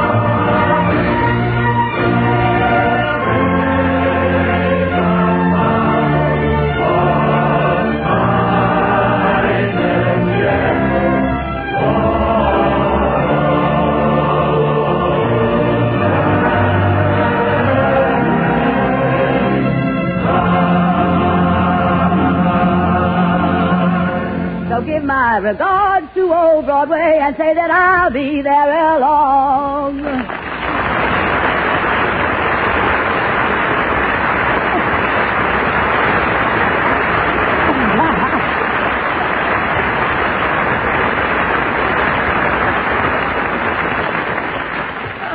Thank you, darling. Thank you, darling. And now I think it would be very nice if the orchestra and all the cast and everybody would sing Old Lang Syne. But, Miss Bankhead, we already did that. You see, nobody ever tells me anything on this program. Oh, well, darlings, this winds up our New Year's show. And we ask you to be with us at this time next week when our stars will be Fred Allen, Marlene Dietrich, Portland Huffer, Edward G. Robinson, Danny Thomas, Fran Warren, and others, and, of course, Meredith Wilson and his big show orchestra and chorus. Until then, may the good Lord bless and keep you, whether near or far away. Fran? May you find that long-awaited golden day today. Jose? May your troubles all be small ones, and your fortune 10 times 10. Vivian? May the good Lord bless and keep you till we meet again. Sam? May you walk with sunlight shining and a bluebird in every tree. Meredith? May there be a silver lining back of every cloud you see. Margaret? Fill your dreams with sweet tomorrows. Never mind what might have been. Gloria? May the good Lord bless and keep you till we meet again. Ken? May you walk with the sunlight shining and a bluebird in every tree. May there be a silver lining back of every cloud you see. Fill your dreams with sweet tomorrow. Never mind what might have been. May the good Lord bless and keep you until we meet again. May the good Lord bless and keep you till we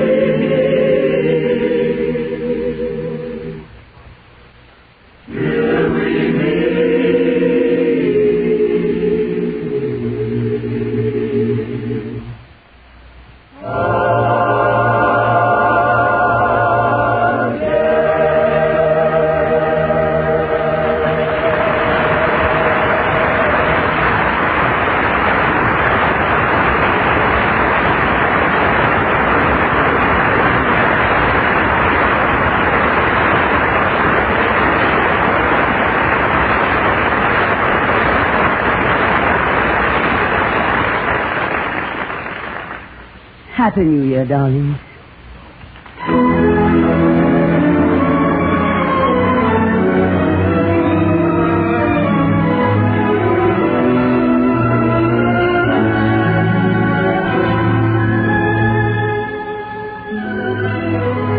Listen to the big show next Sunday when we'll have with us Fred Allen, Marlene Dietrich, Portland Hoffa, Edward G. Robinson, Danny Thomas, Fran Warren, Meredith Wilson and the Big Show Orchestra and Chorus, and others. And, of course, as always, the glamorous, unpredictable Tallulah Bankhead. 20th Century was written by Ben Heck and Charles MacArthur, based on a play by Bruce Charles Mulholland, and adapted for radio by Frank Ruth. The Big Show is directed and produced by D. Engelbach and written by Goodman Ace with George Foster and Mort Green.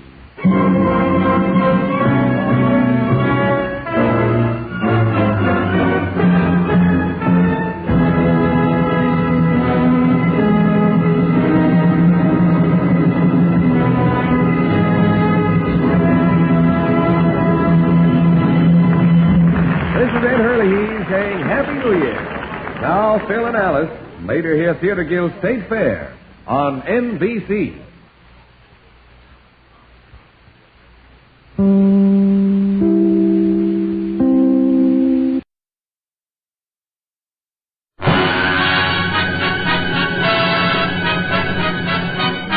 From Hollywood, the Phil Harris Alice Faye Show.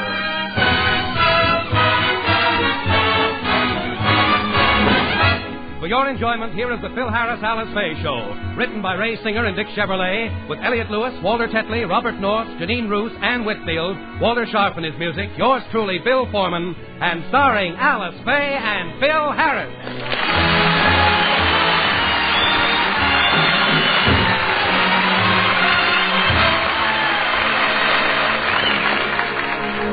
Tonight, throughout the world, millions of people are ushering in the new year.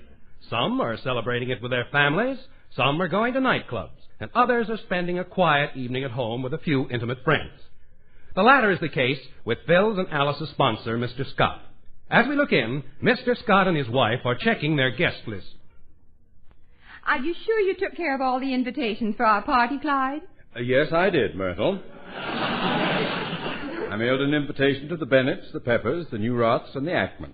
How about the invitation to Phil Harris? I dropped that down the sewer like we planned. Oh, you didn't, really? No, I mailed him an invitation. I sent it to Phil Harris, 176 Spruce Street, Kansas City, Missouri.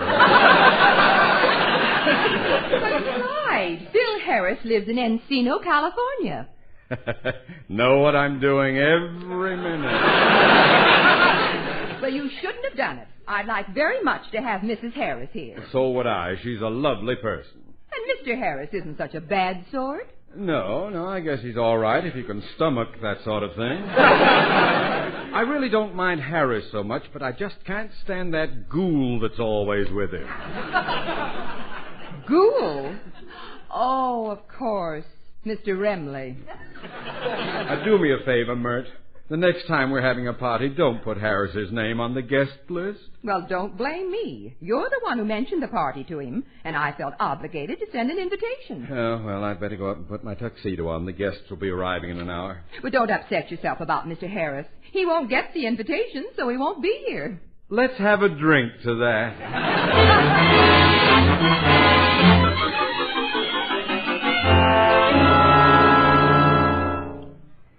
I don't want to stay home on New Year's Eve. It's 7 o'clock already. Let's plan to go someplace. Now sit where you are. We're not leaving this house until we get an invitation to Mr. Scott's party. But, Phil, you've been expecting it all week. You've been sitting around in your tuxedo since Tuesday. Don't exaggerate. I only put it on when I got up this morning. What makes you so sure you're going to be invited? Oh, I saw Scotty the other day, and he told me about the party and practically invited me.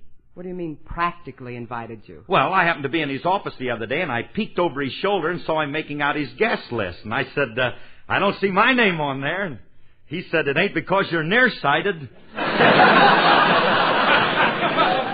I laughed, and he laughed, and, well, it's obvious. What's obvious? He didn't say I shouldn't come. Alice, I know he's inviting us. There must be an invitation in the mail. But it's Sunday. There's no delivery today. Well, then he'll send us a telegram. Well, you've been calling Western Union all day, and there's no message for you. Well, he'll find some way to get in touch with us. Look out the window. Maybe he's sending up smoke signals. Well, if it isn't my favorite brother-in-law, Tallulah Fayhead.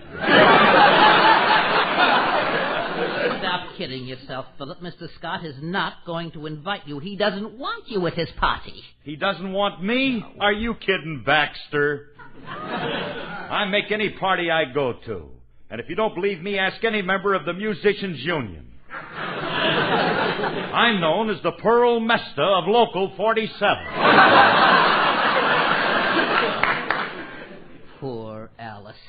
She hasn't been invited any place since she married you. Now, what are you talking about? When Alice was a star in pictures, she was invited everywhere. She had a date with one of her leading men every night. Men like Thomas Meehan, Wallace Reed, and Lou Cody.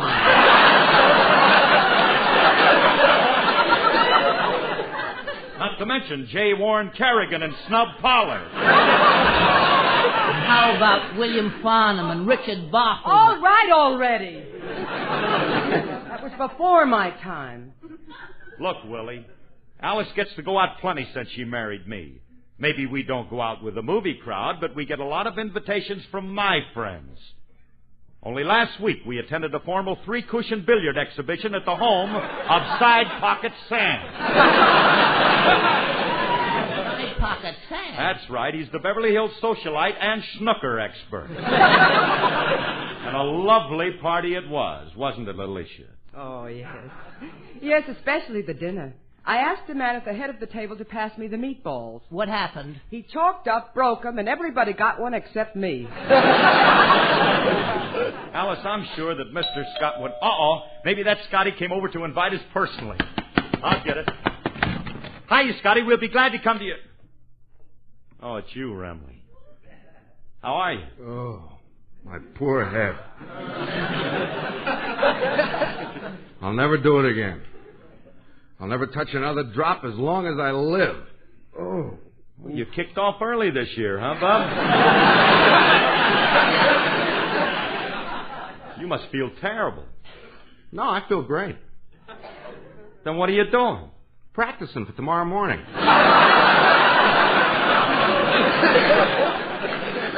Well, why do you have to say it tonight? Because I ain't going to be in no condition to remember it tomorrow.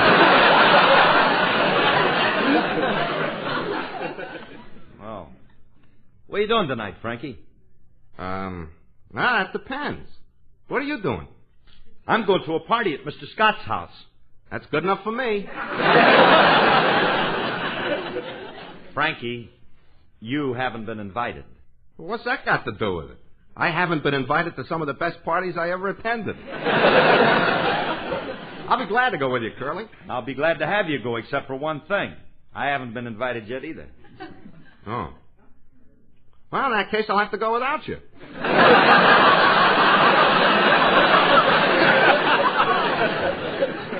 I'll call you tomorrow morning and let you know how it was.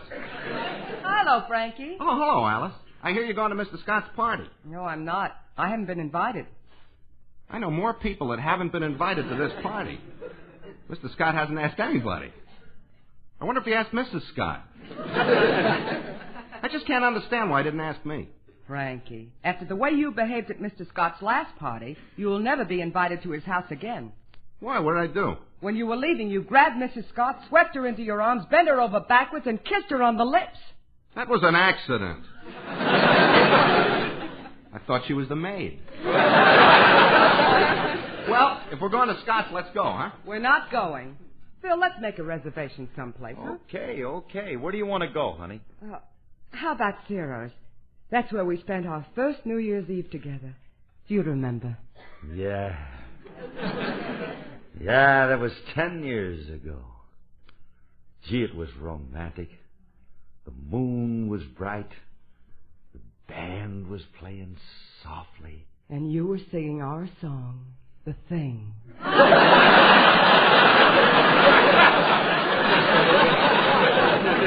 It wasn't the thing, and besides, you were the one that was singing to me. You were singing that beautiful ballad that I taught you. The marching song of the Confederate Army. Sing it again, will you, Minnie Pearl?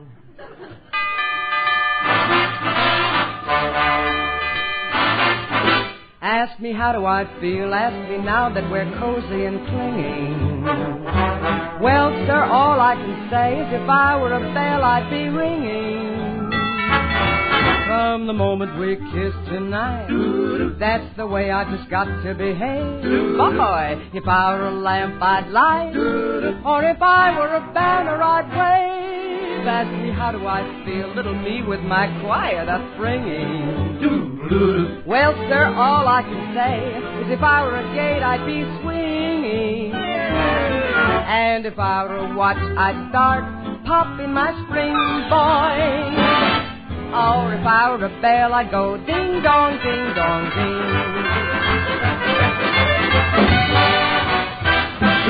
Ask us, how do we feel from this chemistry lesson we're learning? Well, all right, boys, how do you feel? Well, dear, all we can say is if we were a bridge, we'd be burning. Ooh, I knew my morale would crack. You gotta be careful. From the wonderful way that he looked. Oh, if I were a duck, I'd quack. Or if I were a goose, I'd be cooked. Ask me, how do I feel? Ask me now that we're fondly caressing. Wonderful, isn't it? Oh, if I were a salad, I just know I'd be splashing my dressing. Or if I were a season, I'd surely be spring.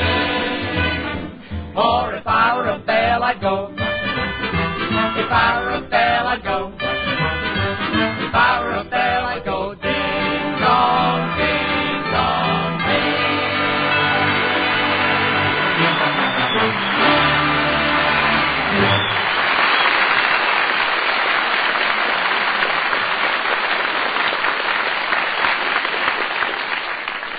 Ah, honey, that was beautiful.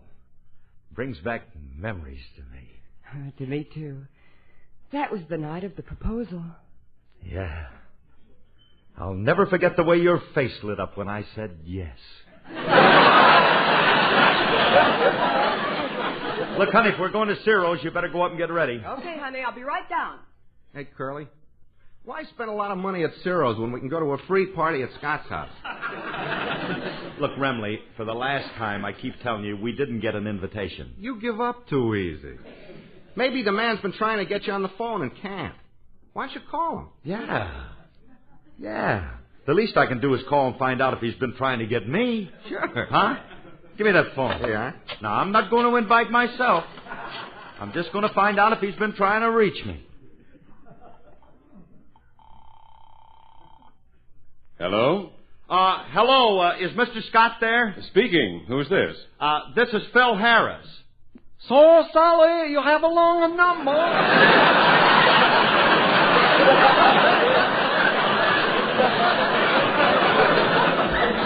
Yes, jingly longly. Last time I called him, he was a German delicatessen. I wouldn't mind so much, but his dialects are so lousy. Now, look, Mr. Scott, I know it's you, and I'm going to keep calling you until you run out of those corny dialects. Oh, nuts, he's got me. What do you want, Harris? Well, I just heard you've been trying to get in touch with me all day. Is that right? No, it isn't. Well, let me put it this way. The operator just called me and said that you've been trying to reach me on the phone since early morning. The operator said that? Yes, she did. Well, you call her back and tell her she's a big, fat liar. What's on your mind, Harris? Well, Mr. Scott, being it's New Year's Eve, I thought that maybe you and Mrs. Scott would like to go out with Alice and me. We can't. We're having a party. You are? Well, there's nothing like having a party and inviting your friends over to the house, I always say. Yes, sir. That's what I always say, and I wonder how long I'm going to have to keep saying it before he thinks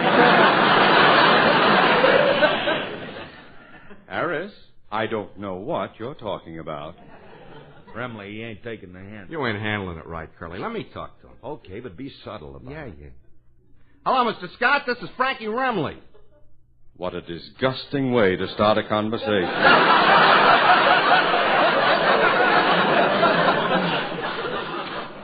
What do you want, bunghead? That's no way to talk to a man who's going to be a guest at your house tonight. Remley, listen to me and listen closely. I'm having a nice, quiet gathering for a few intimate friends. You are not included in my plans. I want no part of you. And if you dare come within 100 yards of my place, I'll cut you down with a high-powered elephant gun.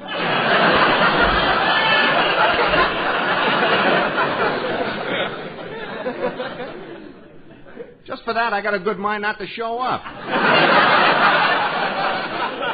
What did he say, Frankie? What did he say? He's begging us to come now. Oh, yeah. All right, Mr. Scott, we'll all be over in an hour, and thanks for the invitation. Goodbye, Scotty. Hello, Remley. Hello. Remley. I tell you, I don't want you...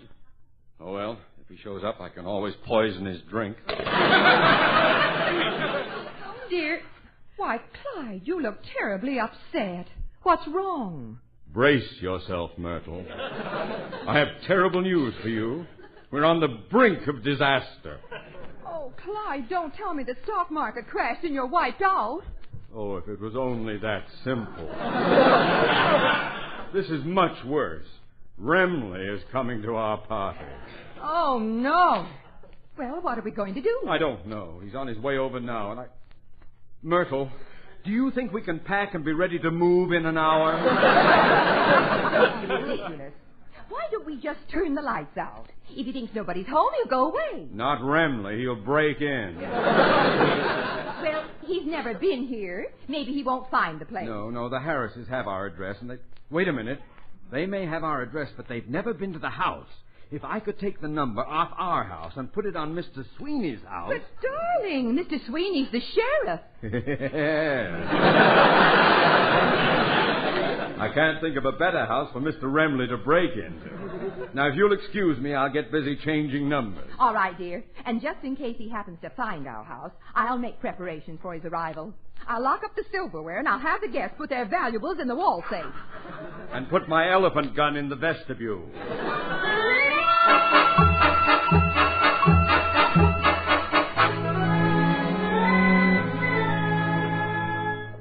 Hey, Alice, if you're all ready, we can start going over to the Scotts. Phil, are you sure Mr. Scott invited us? Oh, he was very insistent, wasn't he, Frankie? Oh, yeah. He said he'd be very hurt if we didn't show up. He threatened to shoot himself with an elephant gun.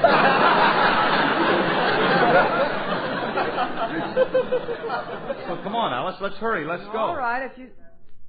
Phil, what have you got under your arm? My music. When I'm called upon to sing, I want to be prepared. How do you know the Scotts will ask you to sing? Oh, doll, how can you talk like that? They're sure to ask me to sing, but in case they don't, I'll suggest it. I'll ask Mr. Scott if he wants me to sing, and before he has a chance to say no, I'll be into the song like this. Young Johnny Jones, he had a cute little boat, and all the girlies he would take for a float. He had girlies by the score, sweet little peaches on the shore.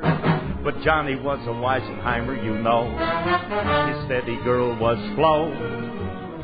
And every Sunday afternoon, they'd jump in his boat and they would spoon. And then he'd row, row, row. Right up that river he would row, row, row. A hug he'd give her, then he'd kiss her now and then. She would tell him when. He'd fool around, and then he'd kiss again, and then he'd row, row, row. A little further he would row, just he and Flo.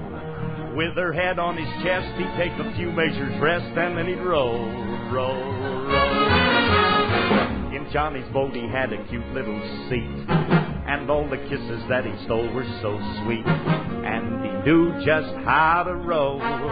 He was a rowing Romeo.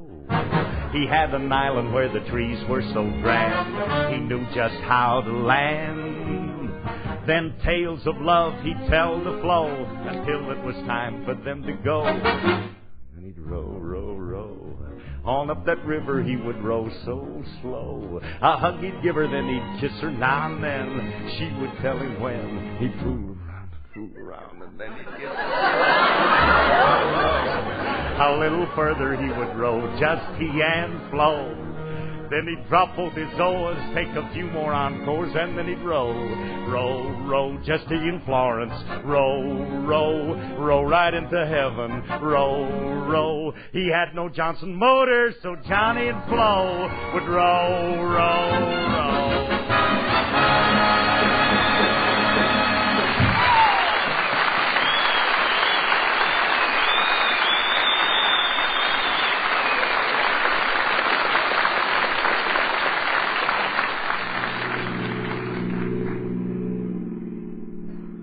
Hey, Alice, we ought to be pretty close to Scotty's house now. What was his number again? 1300. Well, I'll drive slow and you watch the numbers, Remley. Okay. Let's see, this is 751, 753, 755, $1,300. There it is.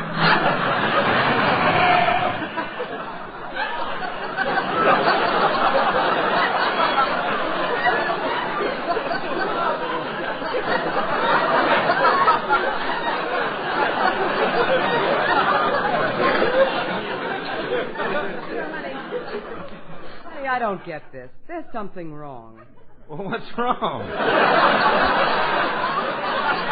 I thought we did that very good.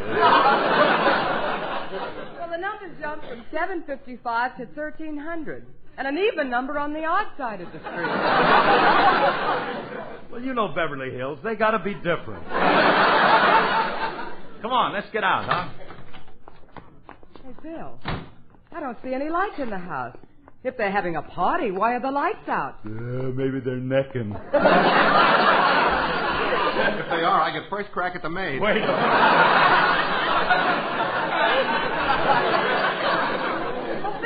Bill, look, there's a police car in the driveway. A police... Hey, Remley, did the cops know you were coming to this party? Don't be a wise guy. You're not here for me. Must be Mr. Scott's parole officer. Come on, let's hurry up, boy. I can't wait to get started in that party. Now, fellas, I want you to behave yourselves because... Pardon me, could you tell me where to find a Scott's house? I got some... Oh, hello, Mr. Harris. Hey, it's Julius. Hey, right in here, kid. Hey, old Joe, huh? Don't tell me you were invited to this party, too. Nah, I'm just making a delivery. I got 4 cases of drinks for the Scott's party.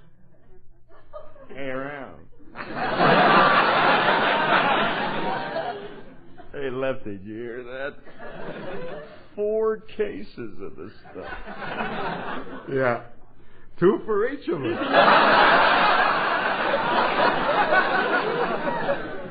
Hey, what kind of stuff did they order, kid? Old whipping post or tiger's breath? Better than that. What could be better? Now, what did they order, kids? Cherry pop, cream soda, and celery tonic. Oh, I could see we're in for a gay time. I hope we're not too late for the first minuet. Julius, why are you wearing a tuxedo? Well, this is my last delivery. I'm going to a party from here. You know, this is the first time I ever wore a tuxedo. How do I look in this monkey suit? Like a monkey? Bill, I think he looks very cute. Do you have a date tonight, Julius? Yeah. And guess who I got a date with? I don't know, but I'll bet she's the best-looking camel in Beverly Hills. She's not a camel. But you're close.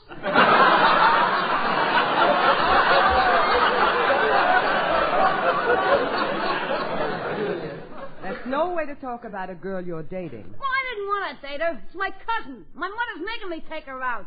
Oh, what does she look like? Oh, you ought to see her. Oh, is she a girl? Is she a girl? That's the first question everybody asks.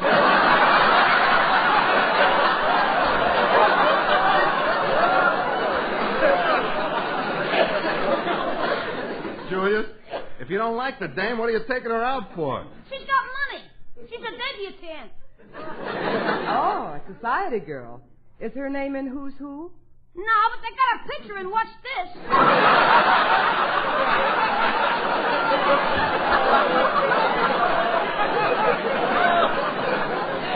Well, I better get this stuff into Mr. Scott's. Yeah, we better get in that party, too, before it's all over. Come on.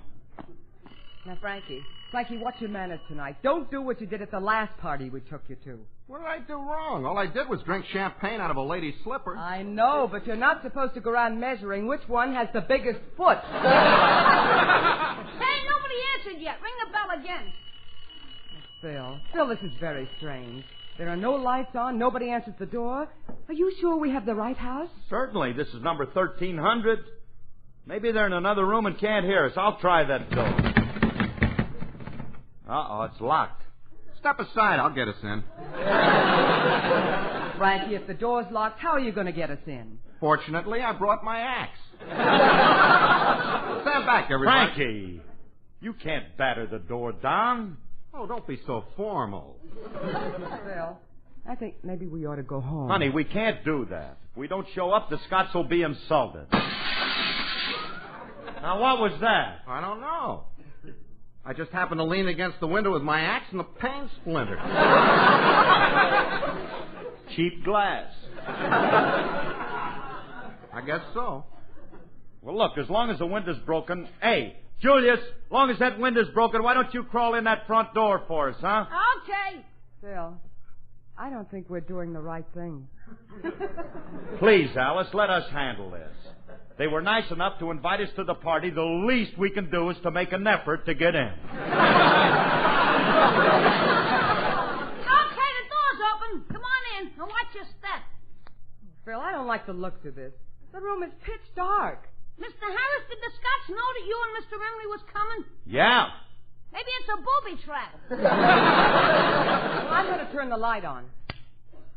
Hey, this is a nice room.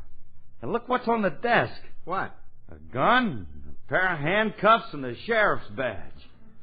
Isn't that cute? Scotty's playing hoppy again. Oh, there's the doorbell. Must be some more of the guests. Come in.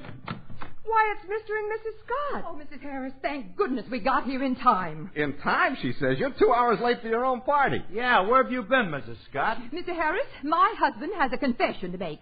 Go ahead. Tell them, Clyde. Oh, very well.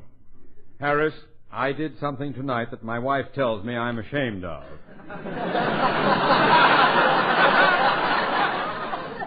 You see, this house we're in isn't... All right, everybody, stay where you are and put your hands up. Mr. Sweeney! What are you people doing here? Look, Mr. Sweeney, I can explain this. Don't move or I'll put a hole through you. Yes, sir. Don't let him bluff you, Scotty. Jump him and take his gun away. Tries it, I'll shoot him. I'd like to see you. You can't talk that way to our boss. The boss, huh? So, you're the leader of this mob. Now, wait a minute, Mr. Sweeney. I happen to be a respectable citizen of this community. Surely you've seen me around? Yes, and I always figured a guy with a face like yours couldn't make his money honestly. Don't dare talk to my husband that way. Tell Ma Barker to button her lips. You can't scare us. Let's rush him, Remley. Yeah, we'll take him apart. You two take one step and I'll plug you. You mean if these guys take one step, you'll kill them? Yeah. Mr. Emily, Mr. Harris. What? On your mark, get set, go! Julius, stop pushing. Get away from us. Come on, Remley, let's take him. Don't do it, Harris. You're making a mistake. You hit him high, Remley. I'll hit him low. Harris, it's the sheriff!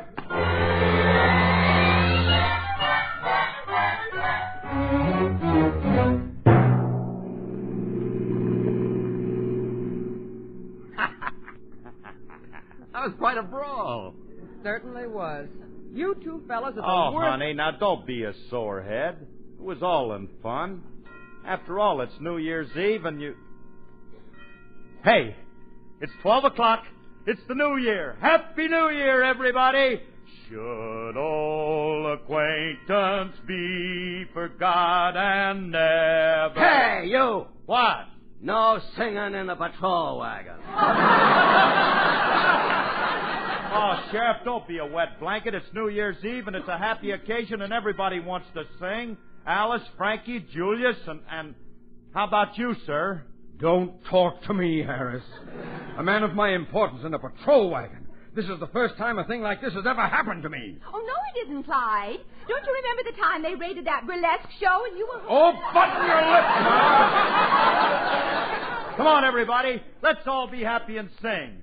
Should old acquaintance be forgot and never brought to mind? Should old acquaintance be forgot and days of old lang syne? For old lang syne, my dear, for old lang syne, we'll take the cup of kindness yet for old lang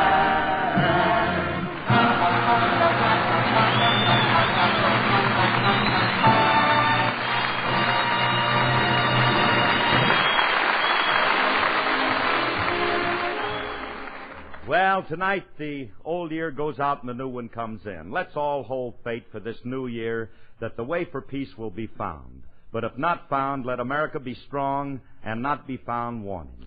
Stay tuned for Hedda Hopper, then Theater Guild on NBC.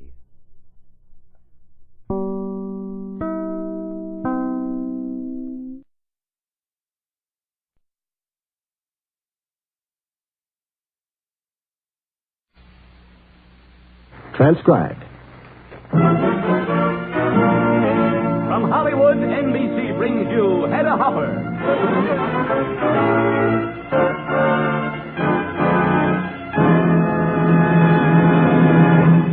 Hedda Hopper, who daily reports to 30 million readers in America and 8 foreign countries, now reports to you on the air. Here is Hedda Hopper's Hollywood, from the desk by the window looking right down on Hollywood and Vine.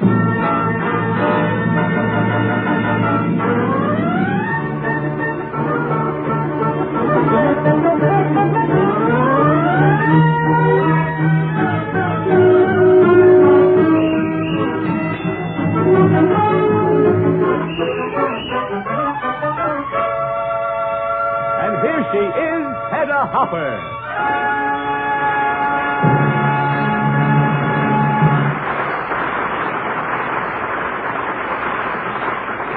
Hello, everybody. Happy New Year. Tonight you can look over my shoulder at a very special broadcast, because at the beginning of each year, I pick the players I think are either ready or destined for stardom. I base my judgment upon experience, talent, breaks, and that elusive quality called personality. Some of the players I chose this year are not newcomers. Arthur Kennedy's been doing fine work for years on stage and screen, but he had to wait until lights out for a role that made him a star. Others, like Gary Merrill and Debbie Reynolds, came up faster through roles that fit their particular talents. Still others, like Judy Holliday, Marlo Brandau, Charleston Heston, and Micheline Prell, revealed starring qualities in their very first pictures.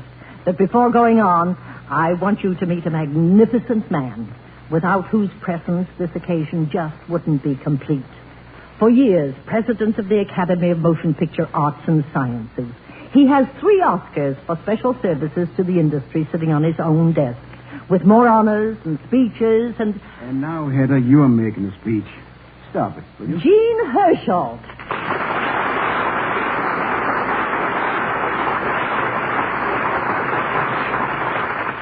You're making me sound like a cornerstone. Besides, bouquets should be shown at women. It's you who are encouraging young stars. Gene, in my opinion, these are the players who will be stars in 1951. I'll buy that, Hedda. In the years you've been doing this, I know you've been almost 100% right. So, tell me, who are you betting on for the Rose Bowl tomorrow? Oh, no, you don't. And, Gene, these young people, the ones I've mentioned, and all the others who are right here with us, they're not just bets for stardom. They're my predictions. I hope they'll frame the parchment scrolls you give them, and someday all have Oscars to put under them. But who are the rest of them? Come on now, roll up the curtain. Turn on the spotlight. All right, Gene, here we go.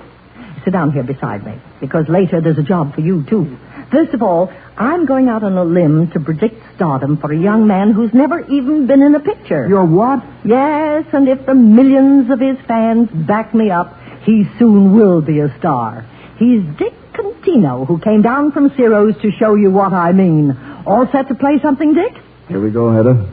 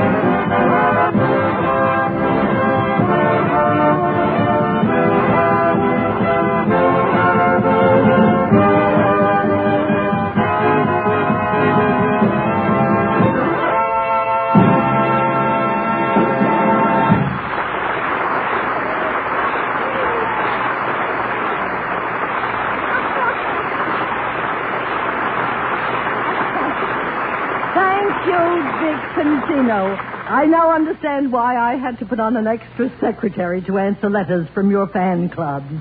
And here's another young player with loyal fans. In fact, it was the clamor they raised that convinced his studio it should give Anthony Curtis the big parts he deserves. Bless the fans, Miss Hopper. But a New York cop helped me, too. What do you mean, a cop? Well, when I was almost 8, a gang of us kids used to prowl the streets of New York, fighting and sometimes stealing. Well, one day a cop picked us up and carried the whole gang to a settlement house. That's where a director took us in tow. He told us to play cops and robbers on the stage. Well, that did it. I was hooked. Ever since then, I've been an actor. Only now you limit yourself to stealing scenes, especially in that new UI picture. What's it called? Well, I guess I couldn't outgo it, Miss Hopper. It's called The Prince Who Was a Thief. Good luck, Tony Curtis. Thank you very much.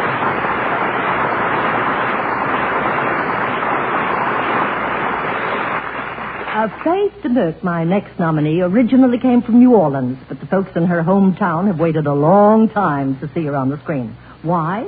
Because she's been under contract to Howard Hughes for 10 years, and it's not until now that the two pictures she's made, Where Danger Lives and Vendetta, are opening on Broadway.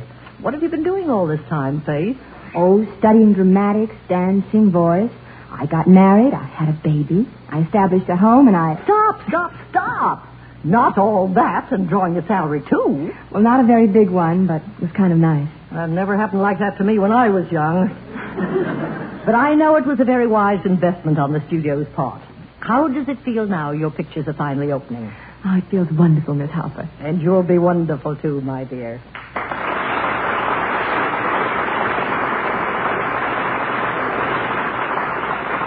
Frank Lovejoy. He'll be a star in 51, too. Remember Home of the Brave, when he played the Army Sergeant?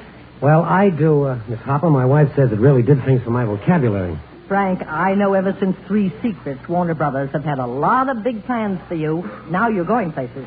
Well, I'm not so sure. Did you see the latest one, Breakthrough? But you had a great part in that. Oh, the studio is doing fine by me, but didn't you notice my stripes? I was still a sergeant. Well, keep bucking, Frank. Well, Miss Hopper, I'm grateful for the honor, and I hope to prove worthy of it. 51, thanks.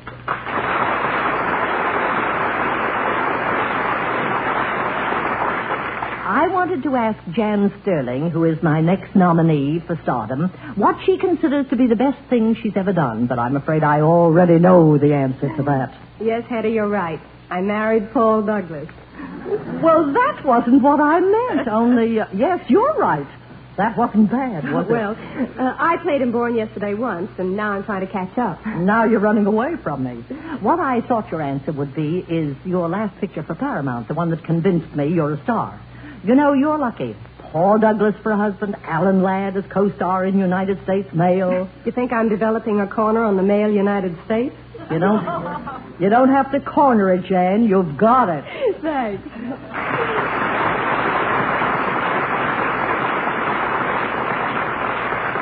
A husky young fellow used to park my car at one of the lots here in Hollywood. The other evening, I parked it myself to watch him in Metro's new picture, Pagan Love Song. He's Howard Keel.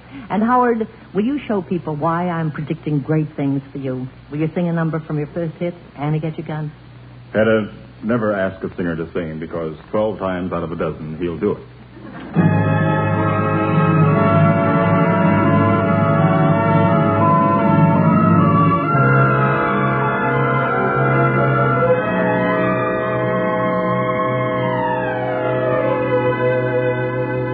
Rumors fly and they often leave a doubt,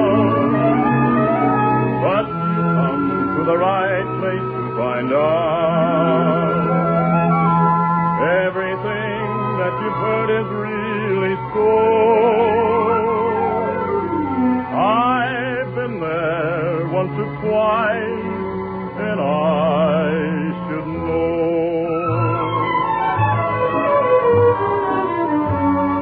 Find that falling in love is wonderful. It's wonderful, as they say. And with the moon up above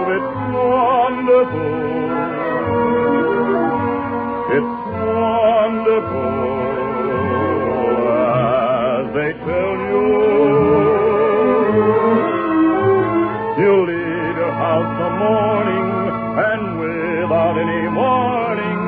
Yes, stopping people shouting that love is grand.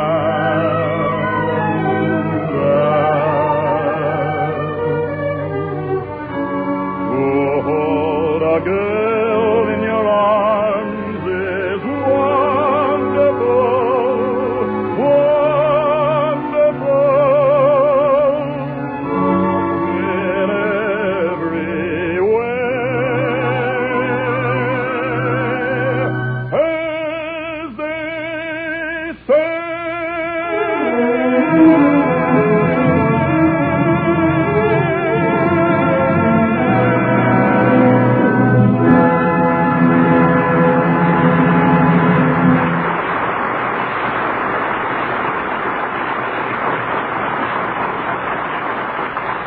And now a young newcomer with an intriguing accent and guaranteed stardom, not only in movies, but on radio, too. Mr. Gene Hersholt. Young newcomer. Why, my dear Miss Harper, grandmother can't afford to make any facetious jokes about age. Never mind. I take it all back. I just wanted you here in the spotlight again, Gene. Now is when I'm going to put you to work. But the young people, I want to know who is next. 5 of them. All the rest on my list. Here, read this. Miss Mala Powers. A wonderful work in RKO's The Outrage. Barry Sullivan, one of the stars of MGM's Grounds for Marriage. Jeff Chandler of Smuggler's Island out at Universal International. Lloyd Bridges from Robert Stillman's picture Sound of Fury. And David Wayne, who stars in 20th Century Fox, Will You Love Me in December. Say, that's quite a list, Hedda. Gene, tonight I think it's appropriate for you to tell a story. A story about your town, my town, and their town. A star is born, remember? Of course I do. And this is our cast. These 5 people. David Wayne, you play a young assistant director at the start of the story, so come over here. Read the playbill, please. I certainly will, Hedda. Mala Powers will play Esther Blodgett. Barry Sullivan will be Norman Maine. Jeff Chandler as Oliver Niles. And Lloyd Bridges as Libby, the publicity man. Thanks, David. Take it over, Gene. Oh, don't go away, Hedda. There's a part later for you, too. And guess what? The grandmother. Ready, everyone? Music?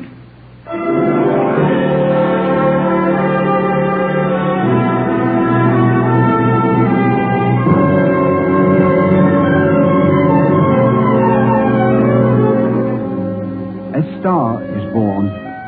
You remember the picture. All about Hollywood. The tinsel, the glamour, the heartache. The end of the rainbow in many young girls' dreams.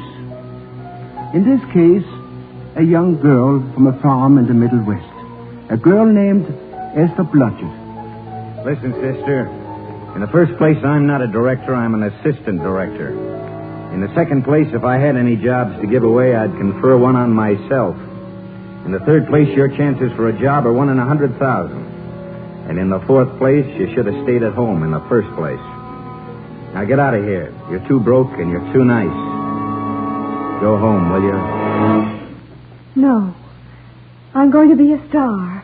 As big as Clark Gable or Joan Crawford or even Norman Maine.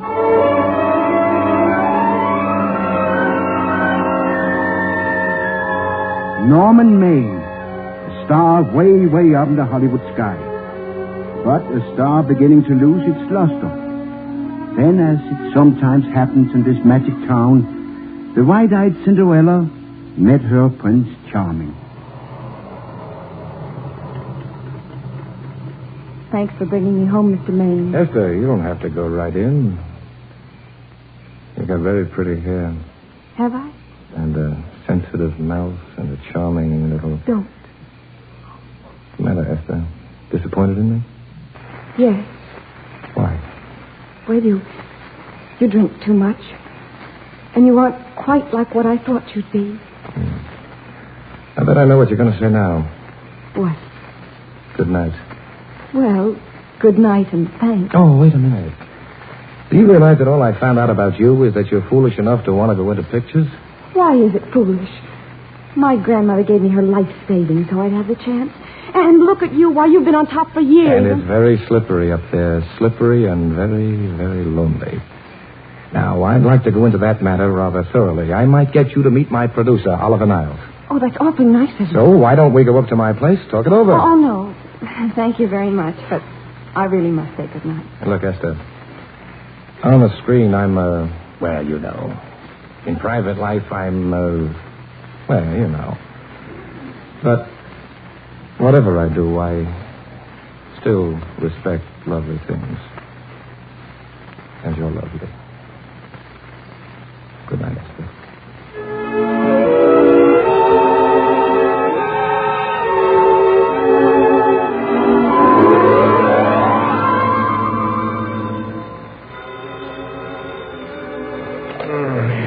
Oliver now speaking. What is it?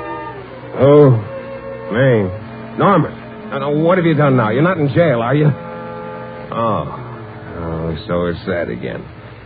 Yeah, she's beautiful. I know. You want me to give her a screen test? Sure.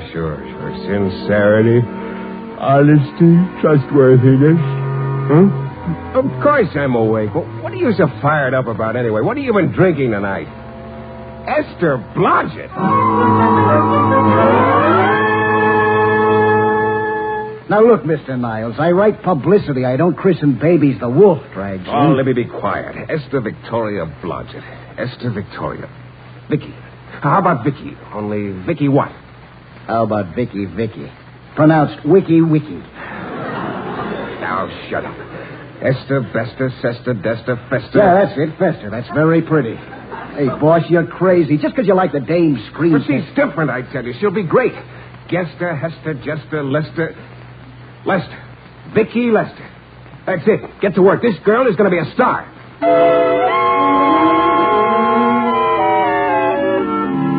Yes, Vicky was on her way. A star had been born. Sometimes in Hollywood it happens that way. And sometimes other things happen there, too. Us, Esther, the two of us? But, well, you're too young to make a mistake. A man can't throw away his life the way I've thrown away mine and have anything left that's, well, good enough. That's not true, Norman. That's not true. You mustn't tell me that, Esther. I'm so afraid I'll believe it. Believe this, darling. Oh, I'll be very proud to be Mrs. Norman Maine.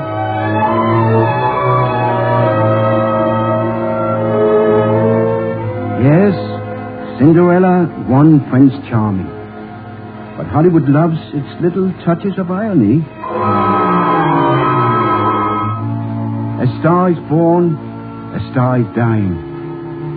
And as time went on, even the happiness he had with Vicky couldn't shut Norman Maine's eyes to what was going on. Hello?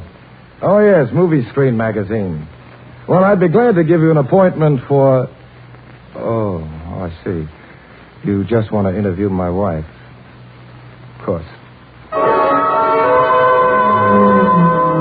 Hey, bartender, now look, what if you haven't seen me for a long time? These are my free days, aren't they? I'm not overworked, so give me a drink, huh? A double.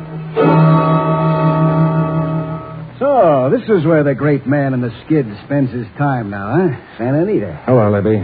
Take it easy, huh? Well, I've had a couple myself, and I don't have to write your publicity anymore. I'm not your sanatorium. Nobody cares about your scrapes anymore, so why pretend? It's only your wife who pretends he's... Shut up, will you? I said leave me alone. What are you sore about? You're fixed nice and comfortable. You got a wife to live off, haven't you? Vicky still buys you drinks. Why, you... Oh, no, you don't, you flabby. Hey, what's going on here? It's all right.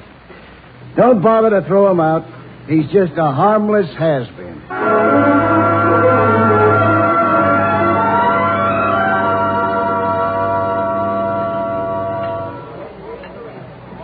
Ladies and gentlemen of the Academy, my husband was detained tonight by illness. But he said if I did win an Oscar, I should be sure to make a nice speech. Well, now all I can think of is thank you.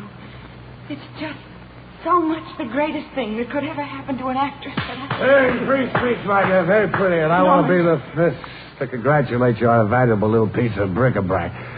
Now, I want to make a speech. Gentlemen of the Academy, fellow suckers, I got one of those once for the best performance. It don't mean a thing. People get them every year. What I want is a special award, something nobody else can get. I want a statue for the worst performance of the year. I want 3 statues for the 3 worst performances of the year. I earned them, and everybody that saw those last masterpieces of mine knows I've earned them. And what I'm here to find out, ladies and gentlemen, is do I get them? Oh, do I get them? Excuse me. Well, answer me, yes or no?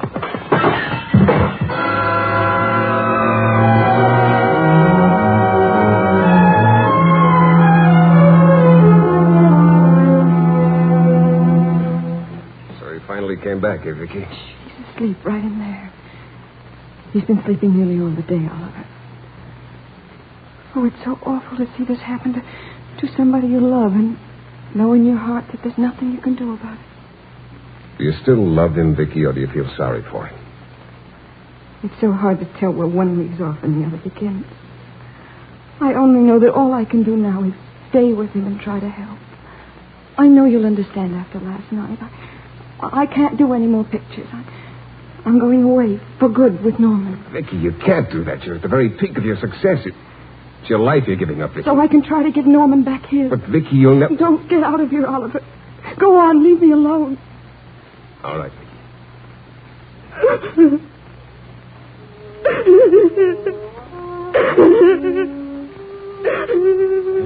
Hey, what's this? Norman, I thought you were asleep. Sure, I was asleep. You didn't hear what Oliver said. Was Oliver here?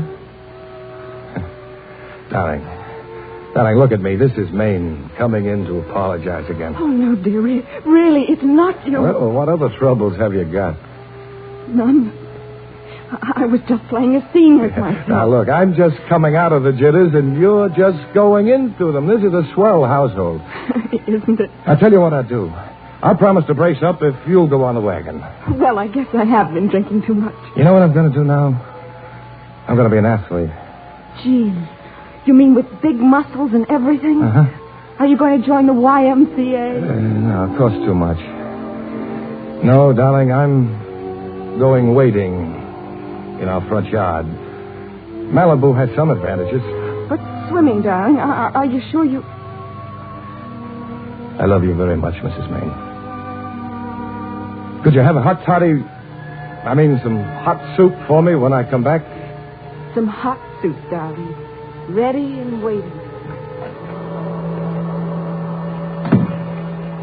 Sure. When I come back. Goodbye, darling.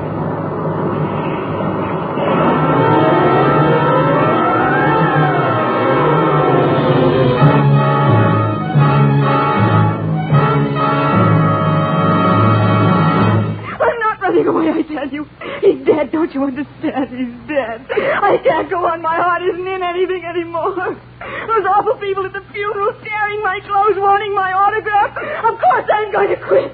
I'm going home. You can't stop me. Stop it, Esther. Stop it. I'm your grandmother. Now you listen to me. So your husband had an accident and was drowned. Well, I told you when you were little that mine was killed by an Indian. I told you when I gave you the money to come here, if you get what you want, you have to give your heart in exchange. You said you were willing, remember? Well, maybe you got more than you bargained for. More fame, success, even more personal happiness. Yes, and maybe more unhappiness. But you made a bargain. Tragedy is the test of courage, Esther. If you can meet it bravely, it will leave you bigger than it found you. If you can't, then all your life you'll live with a coward, because no matter where you run, you can never run away from yourself, from the quitter. Well, Esther, this is Hollywood. Not much different from the rest of the world. So what are you going to do about it?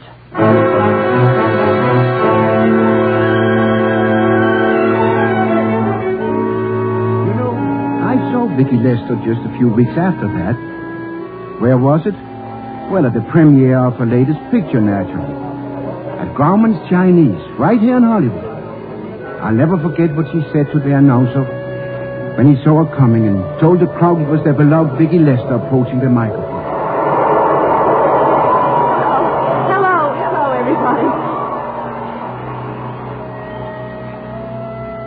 Hello, everybody. This is Mrs. Norman Maine.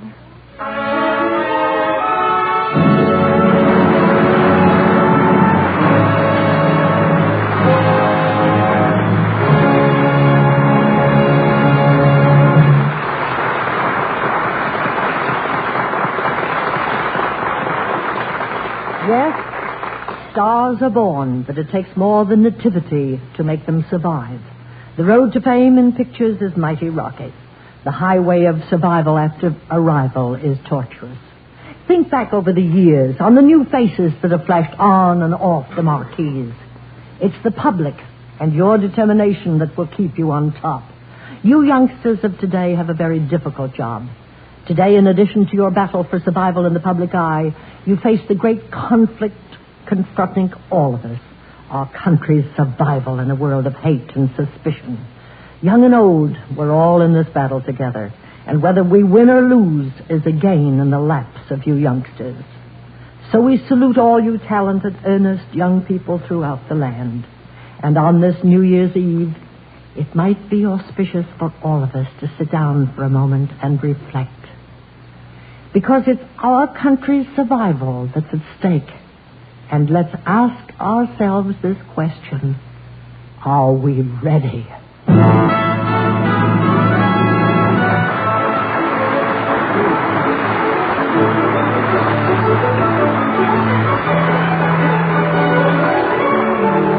Next week, NBC will again bring you Hedda Hopper with news of the stars and the stars that make news. Two of America's top songwriters will tell the story behind the song the world will hear at the premiere of The Halls of Montezuma. And there will be visits with Gordon MacRae, Richard and Ruth Conti, and Dorothy Lamour. Happy New Year, everybody!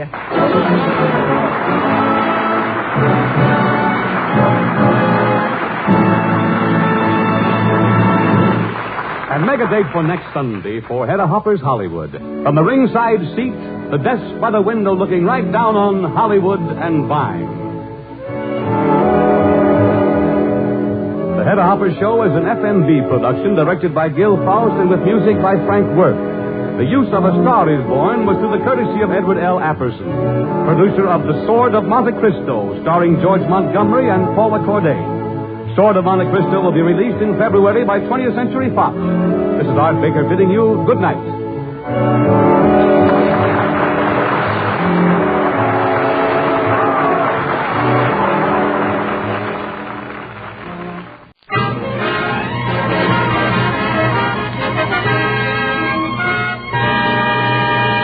The United States Steel Hour presents the Theater Guild on the Air, starring Van Heflin, Gene Lockhart, Kathleen Lockhart, and June Lockhart in State Fair.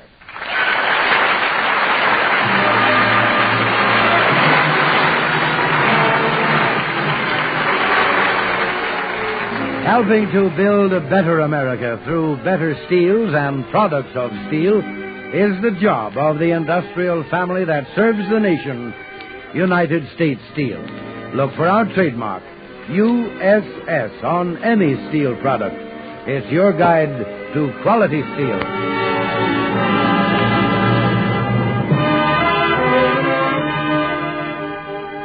And now, as the lights go down at the Belasco Theater in New York, here, speaking for the Theater Guild, one of America's foremost theatrical producers, is Roger Pryor with a word about our play and players. Tonight, for our New Year's Eve broadcast, the stars of the Theater Guild on the Air are Van Heflin and Gene Lockhart, Kathleen Lockhart, and June Lockhart. Our play, based on one of the most successful American novels, is State Fair, that robust, heartwarming story by Phil Stong.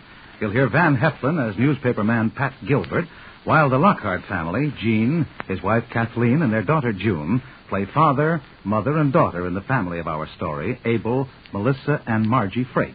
Our featured players are Dick Van Patten as Wayne Frake and Rosemary Rice as Wayne's adventure at the fair, Emily. We raise the curtain now on State Fair, adapted for radio by Arthur Arendt and directed by Homer Fickett.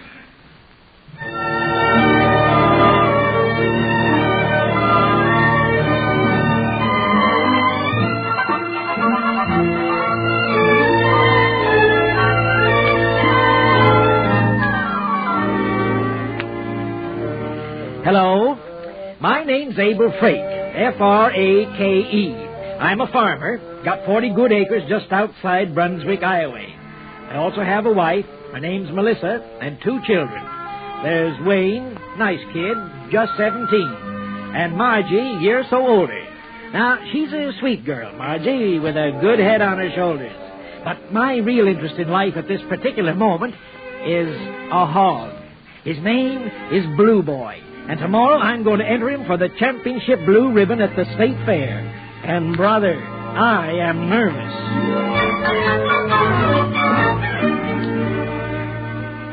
Right now, things are pretty hectic over at our place.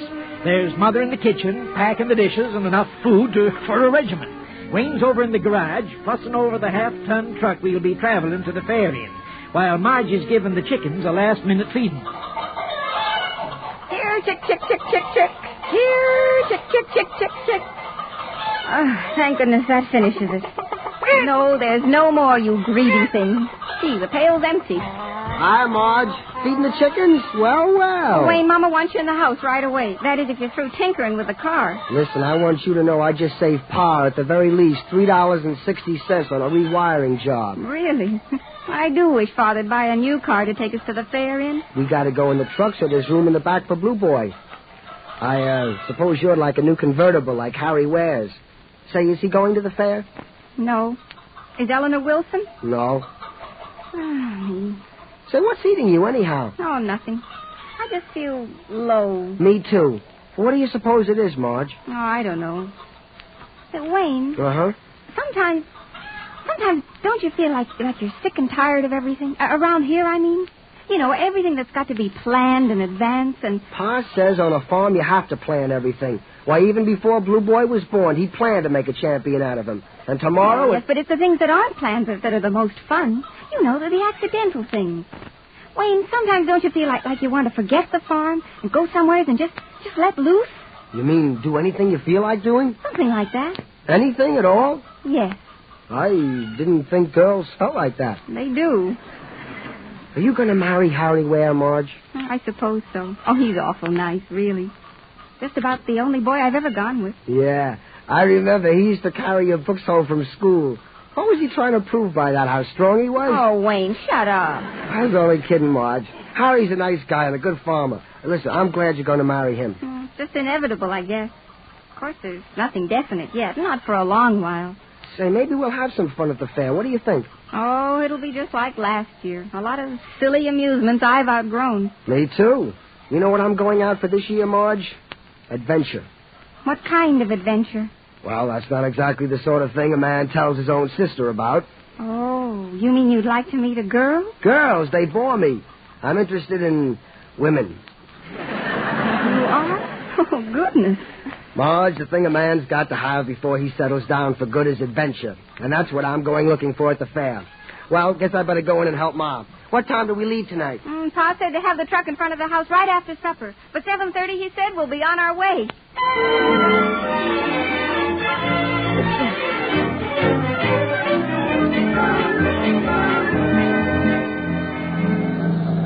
When do you suppose we'll be there, Pa? Oh, another hour or so. Sleepy, Mom? Not yet.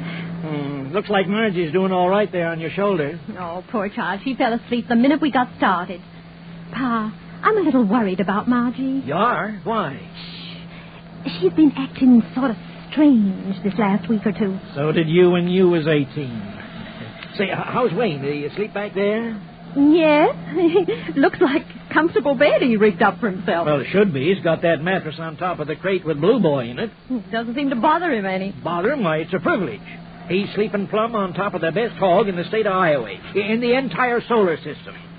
Say, am I going too fast? I don't think so, dear. I know you don't think so. The question is, does Blue Boy? Oh, that hog again. Oh, Ma, he's got to be in the pink of condition. If he wakes up suddenly, that upsets him. Something terrible. What time is it, Pa? Oh, you wake, Margie? Why, it's about 1 a.m. Have a good sleep? How can I sleep squashed between you and Mama? That sure must be tough. This is the first time you've opened your eyes in 2 hours. Let's have a little music on the radio. It's Blue Boy. Turn off that radio. You woke him up.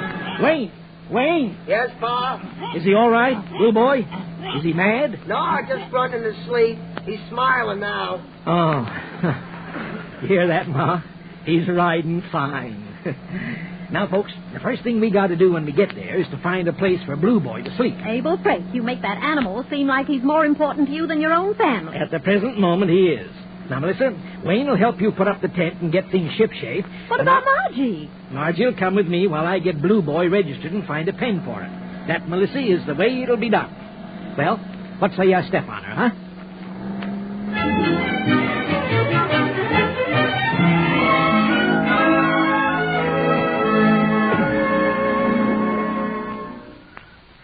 Now, Margie, you wait right here outside the administration building with Blue Boy while I find that registry man. Yes, Papa. Well, do you think he'll be awake at 2 o'clock in the morning? Well, he'd better be. Think I want Blue Boy to catch cold in the night air? I suppose it's all right for me to catch cold in the night air. Now, Margie, don't upset me. I've got big things on my mind. Big things. Now, you just wait here and watch that animal. And don't talk to any strangers. How could I? Everybody's asleep. Besides, I do not talk to strangers. All right, all right. I'll be back in a few minutes. Bye-bye, Blue Boy. Oh, be quiet, you. If it weren't for you, I'd be in bed and fast asleep by now, instead of freezing to death in this cold. In that case, young lady, perhaps I can be of service. What? I beg your pardon. Well, would you like to borrow my coat? No, certainly not. Where did you come from? Well, you see that bench over there on the side entrance? Well, I was stretched out on that. You were? Yeah, somewhat earlier this evening, His Honor, the mayor, officially opened the fair with a burst of magnificent oratory, and I was so entranced that I fell asleep. Say, that's an interesting-looking hog you've got there. Hello there, fella. Did you raise him yourself? Yeah. Where are you from? Cedar Rapids? No. No, I didn't think so. No, you're not the big city type. Tumway? No. Oh, smaller yet, huh? Elkhorn? No. All right, I give up. Well, it's a nice night, isn't it? Is there anything that you would like to ask me? Yes. Will you go away, please? And leave you out here all alone at the mercy of any big city wolf to come and make a pass at? Certainly not. If you don't leave me alone, I'll call a policeman. No. You see, that wouldn't help. They're all my friends. My name is Pat Gilbert. What's yours? I have no intention whatsoever of telling you. All right. Well, how about some coffee? Now, there's a diner just down the way. No. Well, why not? It might warm you up. I am not cold. Well, now, that is a matter of opinion. And anyhow, I've never in all my life gone anywhere with anybody to whom I was never introduced. I see. Well, of course, we could take the hog along as a chaperone. Will you go away, please? All right. But first, young lady, I want to tell you something. Did you ever have a dream, an awful dream where everything was dark and spaceless and it sort of, swallowed you up and you kept fighting against it, and the more you fought, the worse it got, and then suddenly the phone or the doorbell rang and you opened your eyes and there was the sunlight flooding into the room. Well, that's what happened to me on that bench just now. Only when I came out of my dream, it wasn't any telephone, only the sound of you talking, and no sunlight, only your face. And that's why I came over to talk to you, to tell you how lovely you are standing there in the moonlight. Well, so long. I'll see you again sometime. Well, I must say...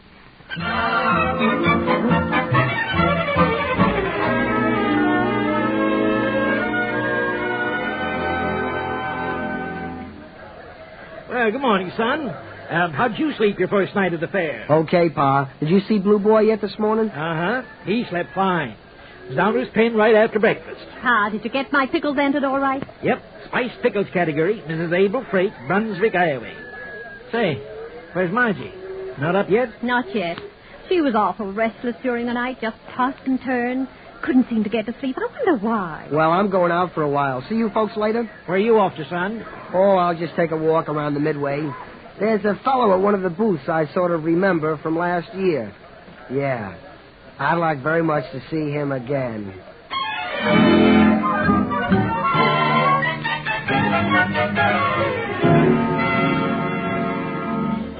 Step right up, see the show of shows, the marvel of marvels, giving you an intimate, personal, bird's-eye view into the abnormal world of freak. Just thank Drive a nail in the oak plank. Find out if you're a man or an insect. Pink lemonade, cotton candy, balloons. Hey, mister, you want a balloon? What for? How do I know? What am I supposed to give you? Reasons? Step up, ladies and gentlemen. You can all see how easy it is. Just throw the hoop over the object you select. The prize you hoop is the prize you get. Hello.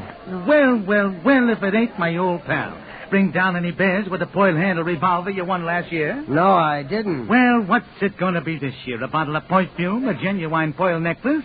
I know, another revolver. You want to be a two-gun man. It cost me $8 to win that fake pistol last year, mister. $8. Well, now, I'll tell you what I'm going to do, just to show you there's no hard feelings. Here's a couple of rings on the house. What's your hoop you win? Thanks, mister. I guess I'll try for that bottle of perfume over there. Okay, son, throw it. All right. Here goes. Well, what do you know? Did you see that, folks? He wins a bottle of genuine French perfume. Thanks, mister. I'll bet it's a fake, just like the pistol. Shut up. Watch him again, folks. See if he wins again. Now, remember, fella, you're enjoying the courtesy of the management. I think I'll go for that fake necklace over there in the corner. Now. Well, you see how easy it is, folks. Anybody can do it. Step right up, and here's your Oriental foil necklace, son. Go away now. Well, folks, who's going to be next? I'll be next, mister. I know all this stuff I've won is fake, but Son, come on with me in the back of the booth a minute. I want to talk to you. Okay. Where are you, mister? Over here. Now, listen, kid. What do you mean by telling everybody my prizes are fakes? Well, they are. Now, listen, fella, did you ever hear of intangibles? As long as nobody wins them prizes, they're just as good as they look to be. Now, you come along and show everybody how they ain't authentic and all their intangible value is gone. Is that fair? Is that live and let live? Well, you see, mister... You know what I could do, son? I could go to the State Fair Board and have you put in jail for libel.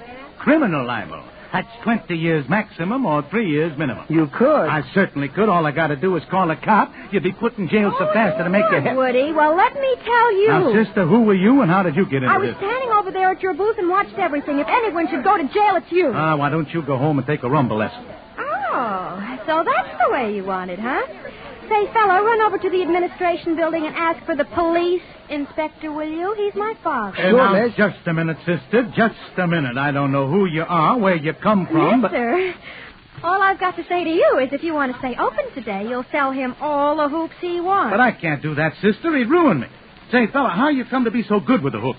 Well, you see, mister, when I came up here last year, it cost me $8 to win that fake pearl-handled revolver. So I went home and fixed up a stand in the barn and got one of my mother's embroidery hoops and practiced.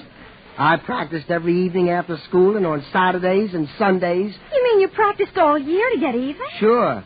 Now, mister, I didn't show you anything. You know what I can do? I can take 3 hoops, throw them at once, and they'll land on 3 separate prizes. You can. Now look, son, here. Here's something I want you to have, $8. The $8 you lost last year. I know when I'm licked. Now chase yourself and don't come near that stand again. Well, we fixed his wagon, didn't we? Gee, miss, I don't know how to thank you. Oh, that's all right. Forget it. It's lucky your father's a police inspector. Say, you didn't believe that, did you? My father's just a stock show manager over at the pavilion. Well, for the love of... Cotton candy, pink lemonade. Hey, mister, buy a balloon. Oh, it's you again. Goodbye. Say, what's your name? Wayne. What's yours? Emily. Could I offer you a glass of pink lemonade?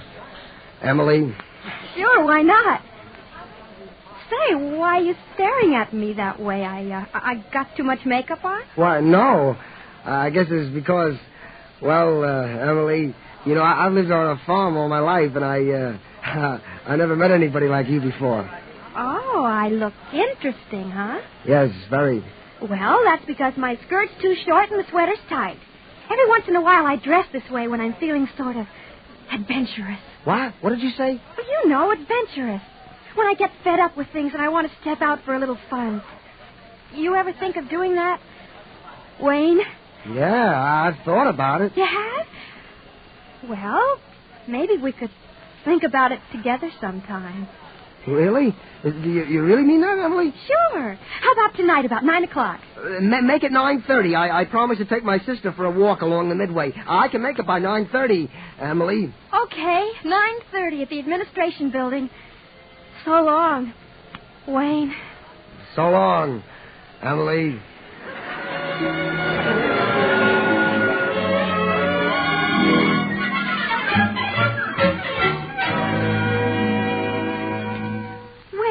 Stop bolting your supper that way. What are you so excited about? Me? Excited? Why should I be excited? I'm sure I don't know, dear. Only you seem kind of, well, tensed up. Why should I be tensed up?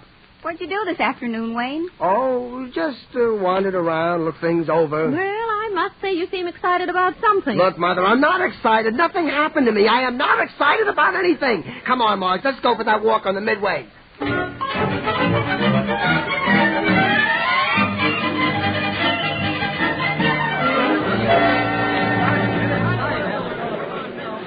Wayne, stop looking at your watch every 2 minutes. What's the matter? You got a date or something? Why, no, Margie. I haven't got any date. Who would I have a date with? Then why do you keep looking at your watch every 2 minutes? Because I like to know what time it is, that's why.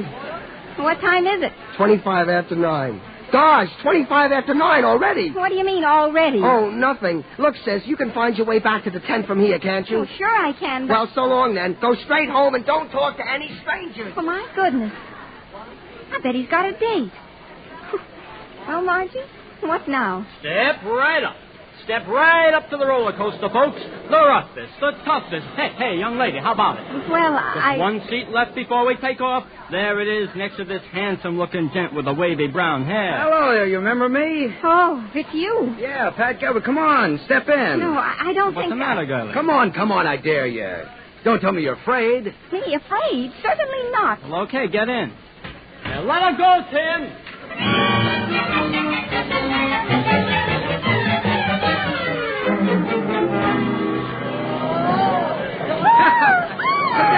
Sit down. Hey, sit down. Now, just stay down in your seat there, and you won't. It'll be all right now. Well, when you stood up there, you were as white as a sheet. I thought you were going to jump. Oh, here we are. Into the ride.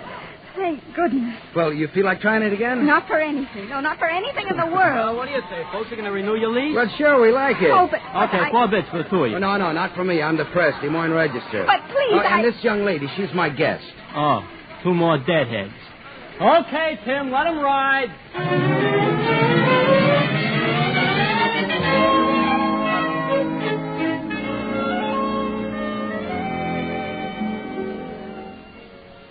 You have another hot dog, Margie? Oh, no, thanks, Mr. Gilbert. Oh, no, come on now, Pat. Are you really a newspaper man, Pat? Yeah, sure. Well, now that you told me your name, where are you from, Margie? Brunswick. That's 50 miles the other side of Keokuk. Brunswick. I was there once. I covered a plane crash. Oh, yes. Yes, that was about 2 years ago. Oh, you really there then? Yeah, in Brunswick? Sure. Oh, I'm glad, Pat. You are? Why? Well, at least you've been to my hometown, and I don't feel that you're an absolute stranger who tried to pick you up twice? Yes. Well, it's getting late. I've got to go home now. Well, I'll take you there. Oh, no. Thank you, just the same. Why not? Well, I mean, I don't know you. What do you mean you don't know me? I mean, well, we still haven't been properly introduced, and my folks would ask, well, are you really a reporter? Well, now, look, if you want to see my card, well, here it is. Here's also my driver's license, newspaper guild card, hospitalization, my high school diploma. That's at home, but I think I could bring it for you tomorrow. Oh, never mind. I believe you. Good. Now, be quiet just a minute. I'll tell you something. Margie, everything I told you last night about opening my eyes and seeing you standing there in the moonlight and, what it did to me. Well, that's all true. Every word of it. Do you believe that, Margie? Well, I don't know. It sounds crazy. Yeah, sure it does. Coming from me, it's fantastic. Well, I suppose you've got a boyfriend back home, haven't you? Well, in a way. Yeah, sure, yeah. And I've got a girl in Joplin, Missouri. Oh. So you see, we're both in the same boat, kid. Look, I've got an idea. What? Well, let's you and I just have a good time. We'll see the fair together, and we'll have some fun, and then we'll go our separate ways and forget about it. What do you say? Well, if it's understood that it's just for fun. Oh, yeah, just for laugh, kids. That's the way nobody's going to get hurt. And then you go on back to Brunswick, and one of these days I'll hop a train for Joplin. Right, Margie? Well, all right, Pat. Sure. Just for fun, baby. Just for laughs.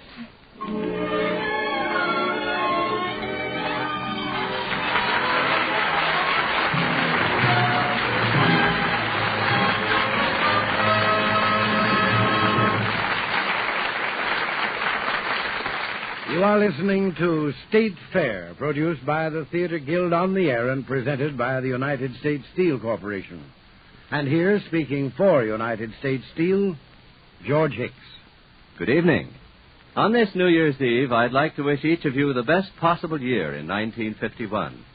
I'd like to thank all of you again for your continued interest in our Theater Guild radio productions. And right now, speaking from Saratoga Springs, New York, I should like to present Benjamin F. Fairless, President, United States Steel Corporation, with a special New Year's message. Mr. Fairless. Once again, we stand on the threshold of a new year, not knowing what it may hold or how happy it may be. For us at U.S. Steel, it is a very special new year because it will mark the celebration of our golden anniversary.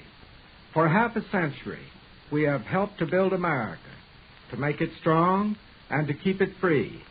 I am proud of that and deeply grateful to every man and woman who has worked to write the record of those 50 years.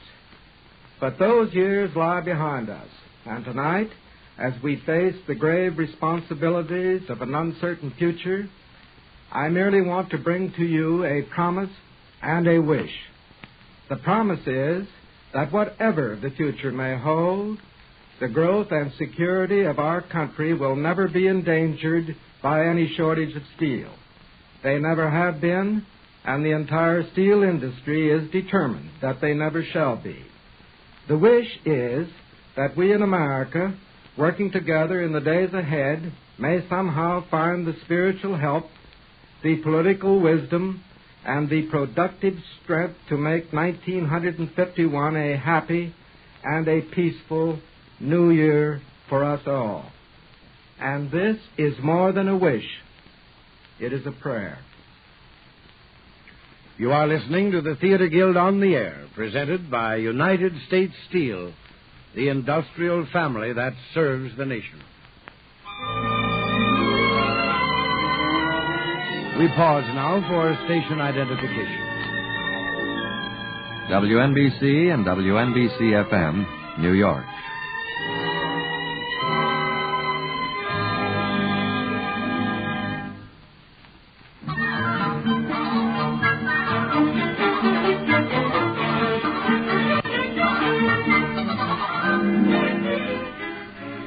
And now the curtain rises on the second act of State Fair, starring Van Heflin as Pat, Jean Lockhart as Abel Frake, Kathleen Lockhart as Mrs. Frake, and June Lockhart as Margie. Featured are Dick Van Patten as Wayne and Rosemary Rice as Emily.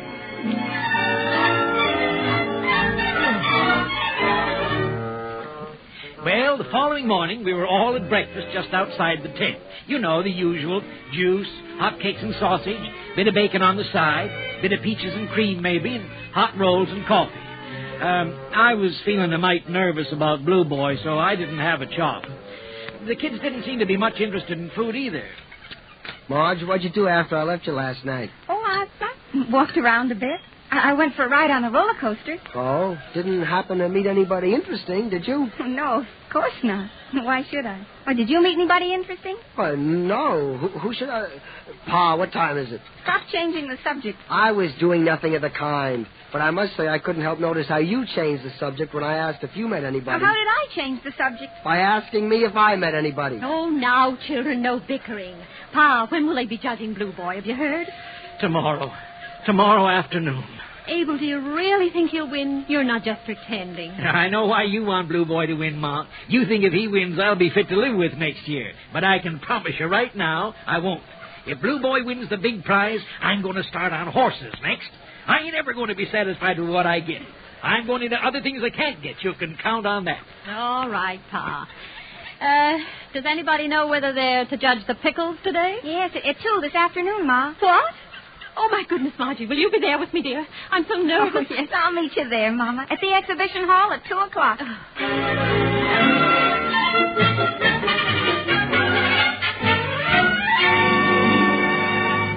Excuse me, mister. Is this the place where they're judging the pickles? Right in there, young lady. Thank you. Hello, Margie. Pat, where'd you come from? Oh, I was around. Hey, you're even easier on the eye than I thought.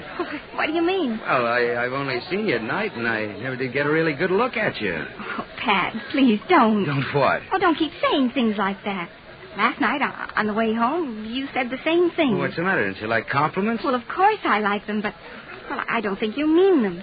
I mean, well, you do in a sort of way, but I don't want you to say them. I mean, well, remember what you said last night, that it was going to be just for fun? Yeah, all right, baby. Oh, I'm still young and, normally reactive to stimulants. Oh, but that's not fair.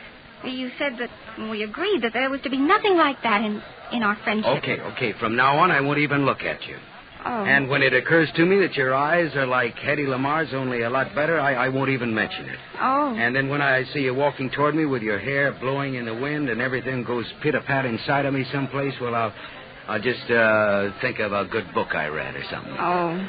It seems like a silly idea to me, but if that's the way you want it... Well, maybe you're right, Pat. I mean, well, after all, the fair's only going to last 2 days more. Sure. And, well, I wouldn't want to be the cause of your feeling unhappy about anything. Well, now you're talking. Well, now, what do we do? You want to try the fun house or the whip or... Oh, Pat, I can't. Mama's pickles are going to be judged any minute now. Your mother's what? Pickles.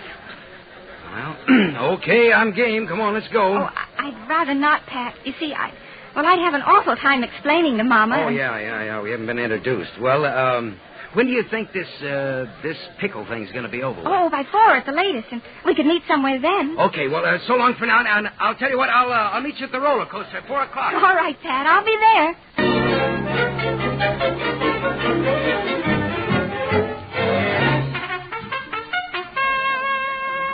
First prize for beaten biscuits. Mrs. Sylvia Lewis, Rural Route 2, Fletcher, Iowa. Second prize, Mrs. Mary Bennett, Adair, Iowa. Third prize, Mrs. Celia Baumgarten, Albia, Iowa. Mama, they're coming to the pickles now. Margie. Pickles and preserves. Sweet pickles, first prize, Mrs. A.R. Frick, Brunswick, Iowa. Mama, first prize. Sour pickles. First prize, Mrs. A.R. Frick, Brunswick, Iowa. Mama, did you hear? Margie, please, it's the next one that's the big one. Pickles, unclassified. The spiced pickles of Mrs. A.R. Frick, Brunswick, Iowa, win the blue ribbon and the plaque for the best pickle preserve in this category. Blue ribbon? You won. Oh, Mama, what's the matter? What is it? I feel faint, dear. Now, Mama, quick, pull yourself together. Everybody's looking at you. You're famous. Excuse me, lady. Are you Mrs. A.R. Frick of Brunswick, Iowa? Why, yes, I am. Oh, what is it? News photographer, Des Moines Register. Now, here, grab this jar of pickles and hold it up, like this. But these are not my pickles. Oh, what difference does that make? A pickle's a pickle. Now you, young lady, just sit down on an empty crate alongside her, and let's have a little cheesecake. Cheesecake? I didn't bake any cheesecake. Oh, Mama, he means just like this, with my skirt. Margie Drake, you pull your skirt down, do you hear? Oh, but Mama. Okay, got it. Thanks very much, folks. Buy the paper tomorrow and see your pictures.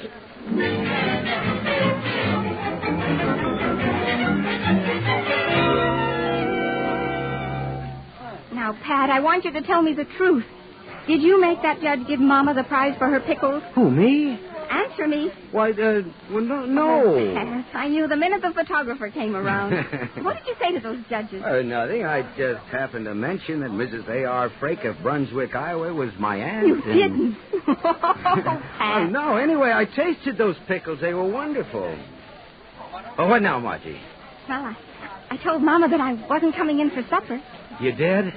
Could we eat together somewhere? Well, could we? And then after that, I'll tell you what we'll do. We'll go on all the rides, especially the roller coaster, and then we'll go on over to the amphitheater to see the pageant. And by that time, it'll be midnight, and And we'll climb up on the ridge overlooking the water and listen to the music coming from way down below. How's that? Oh, it's lovely. Oh, will they have fireworks, too? Oh, yeah, yes, sir, naturally. And then we'll just stay up there for a while, you and I alone, and we'll watch the lights die one by one, way off there in Des Moines. Would you like that, Margie? Oh, I'd like that very much, Pat.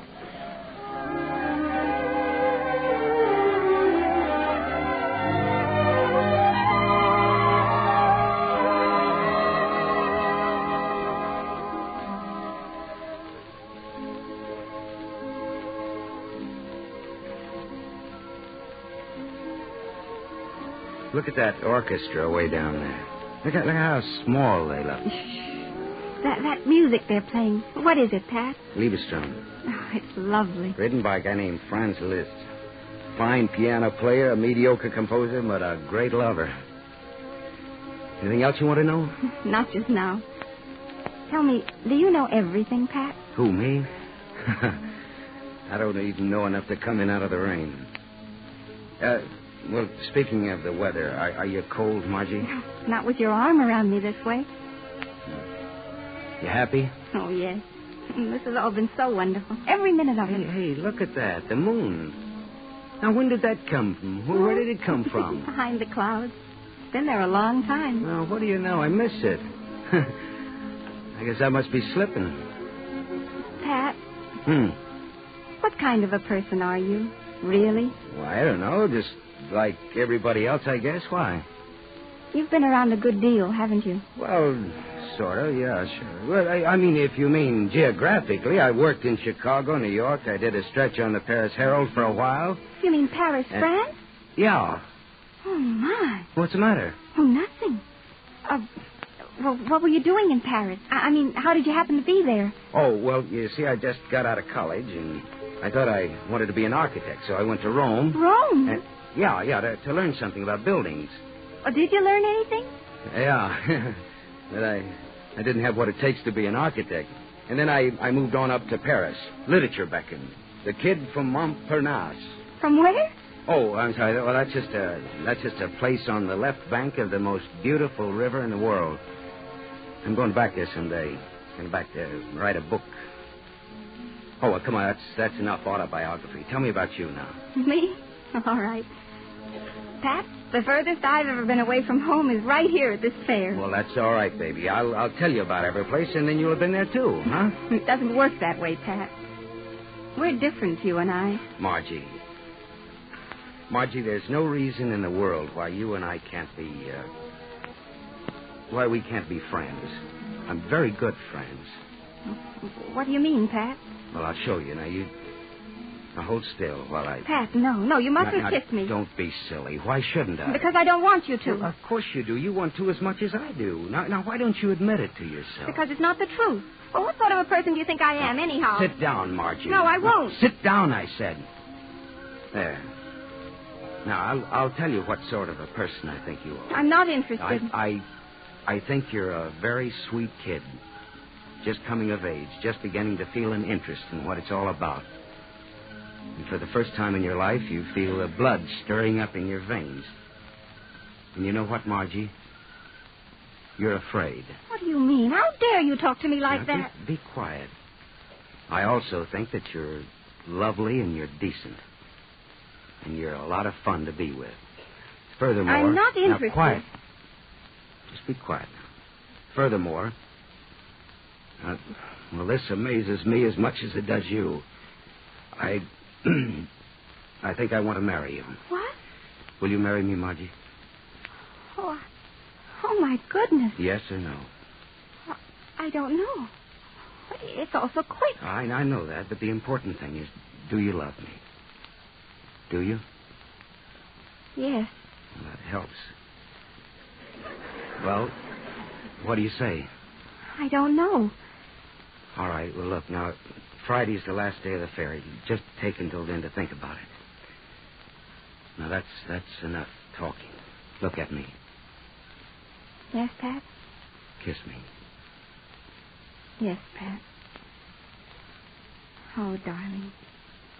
I do love you.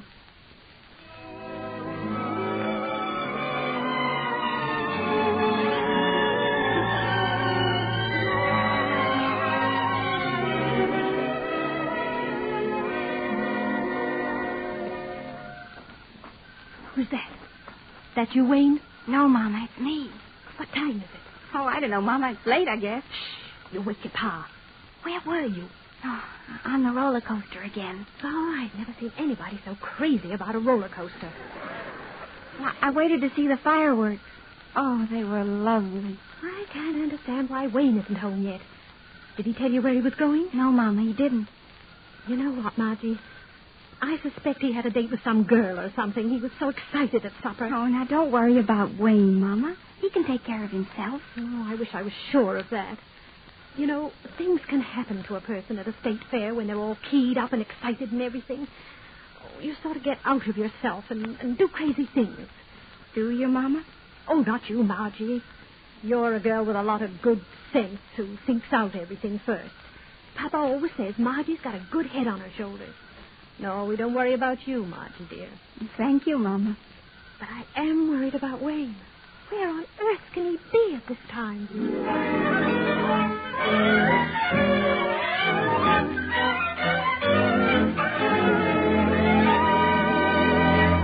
Are you sure it's all right, Emily, my being here in your apartment like this? Of course it is, or I wouldn't have invited you after the show. Gee, it was sad, wasn't it? Yeah. What about your father, Emily? Oh, Dad won't be home till dawn. He went to a lodge meeting or something. What's that? What? What you're putting in those glasses? Bourbon. Daddy only drinks bourbon. Are you sure it's all right? Sure. In big towns, everybody has a drink after the show. It's adventurous. Oh. Hey, remember what you told me yesterday about feeling like a great adventurer sometimes? Well, that's the way I feel right now, Wayne. Let's have an adventure. Well, all right, Emily. Only I got to tell you the truth. I've never tasted a drop of liquor in my life. Have you? Oh, once and twice. I'll put a lot of soda in yours. All right. Only I want you to know it's your own responsibility. I haven't the faintest idea what this is going to do to me. Well, let's find out, huh? Here's looking at you. Here's looking at you, Emily. And a very pleasant occupation it is, too. Say, maybe you don't need this drink. Maybe I do. Well, here goes. Well? It feels kind of nice and warm in your stomach, don't it? Wayne, did you drink that whole thing in one swallow? Sure. That's the way you're supposed to do it. I saw it in the movies. Not when it's a highball, silly. Oh. You got a highball. Say, this stuff is powerful. How long does it stay on your breath? Oh, just chew some cloves when you get up in the morning. Daddy always does it. Oh. Gosh, it's getting kind of warm, isn't it? You mind if I take off my coat? Not at all. Hey, you feel all right, don't you? Sure, only... Gosh, it's hot. Come on over here on the sofa with me, Emily. Must I? Oh, well, you don't have to. Oh, I don't mind. There. Now we're all comfortable and nice. Emily. Yes, Wayne? Emily. Do you mind if I put my arm around you? Well, how can I tell until you try it? Would you mind if I put my head on your shoulder? Well, all right, only isn't it the girl who's supposed to put her head on the fella's shoulder? Yeah, but I'm the one that's dizzy. Are you dizzy too, Emily? No, I'm all right. Well, I'm glad. I'm very glad, Emily, on account of, how about another little drink? I don't think you ought to have another one, Wayne. All right, whatever you say, Emily. Now, where was I? Oh, yeah, Emily, I'm very exceedingly glad you feel all right on account of I think you're a very wonderful woman. You do? Very wonderful. Not only that, marvelous. Am I? Do you like me a lot, Wayne? Honest and truly, I mean. Oh, do I? Emily, I like you so much, I'm going to kiss you, Emily. I'm going to... Oh, golly. Emily. Gosh, Emily, I didn't mean... Gosh, I'm terribly sorry, Emily. Oh, that's all right, Wayne. Oh, Dear. It's not all right. Emily, I beg your pardon. Will you forgive me? Sure. It wasn't me, Emily. It was the liquor. And I want you to know, Emily, that I don't think you're that kind of a girl at all. I don't, Emily. I know you don't, Wayne. And I wouldn't think of making a pass at you, Emily. Really, I wouldn't. Maybe I better go now. Wayne, now sit down. But, Emily, you'd better let me. I'm not responsible, I tell you. I don't know what I'll do next. But I forgive you, darling, in advance. No, I don't trust myself, Emily.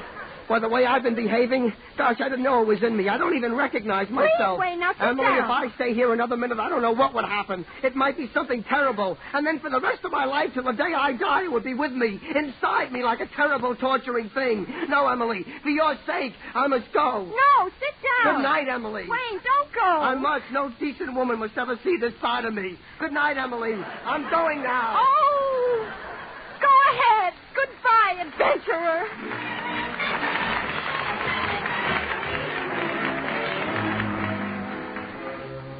Well, the next day was Thursday. The day they were going to pick Blue Boy as the finest hog bower that ever was raised. Just before the big event, Ma and Wayne and Margie came over to the stock pavilion to see how things were going.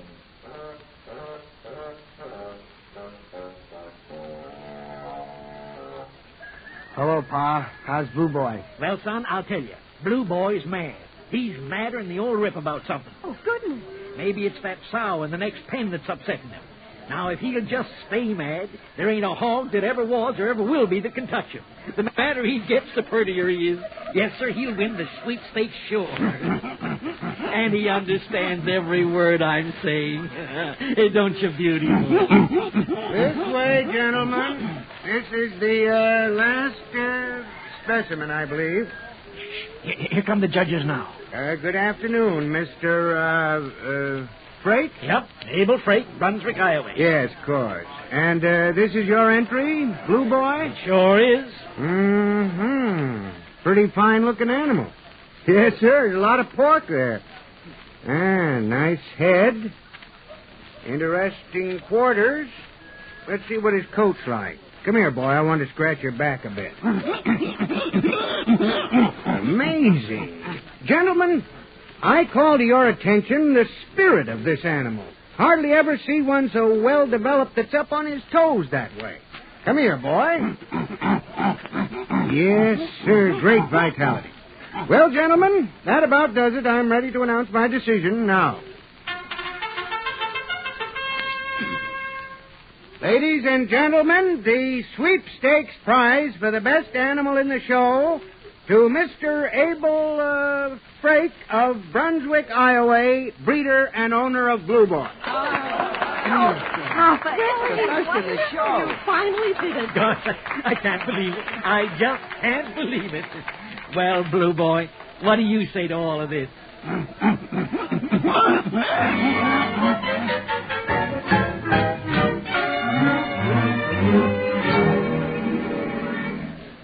Well, thank goodness Blue Boy won and that's over.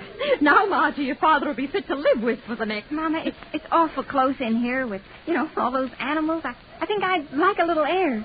I guess I'll take a walk outside. All right, dear, but you'll be back for supper, won't you? Yes, Mama. Better make sure that you are. I don't like this idea of your running around loose. You don't. And who are you, pray? I'm your brother, that's so, and I got to keep an eye on you. Why, anything can happen to a person at a state fair. Well, it won't happen to me. That's right. You're a good, sensible girl, dear. And Pa and I know you can take care of yourself. I can take care of myself, Mama.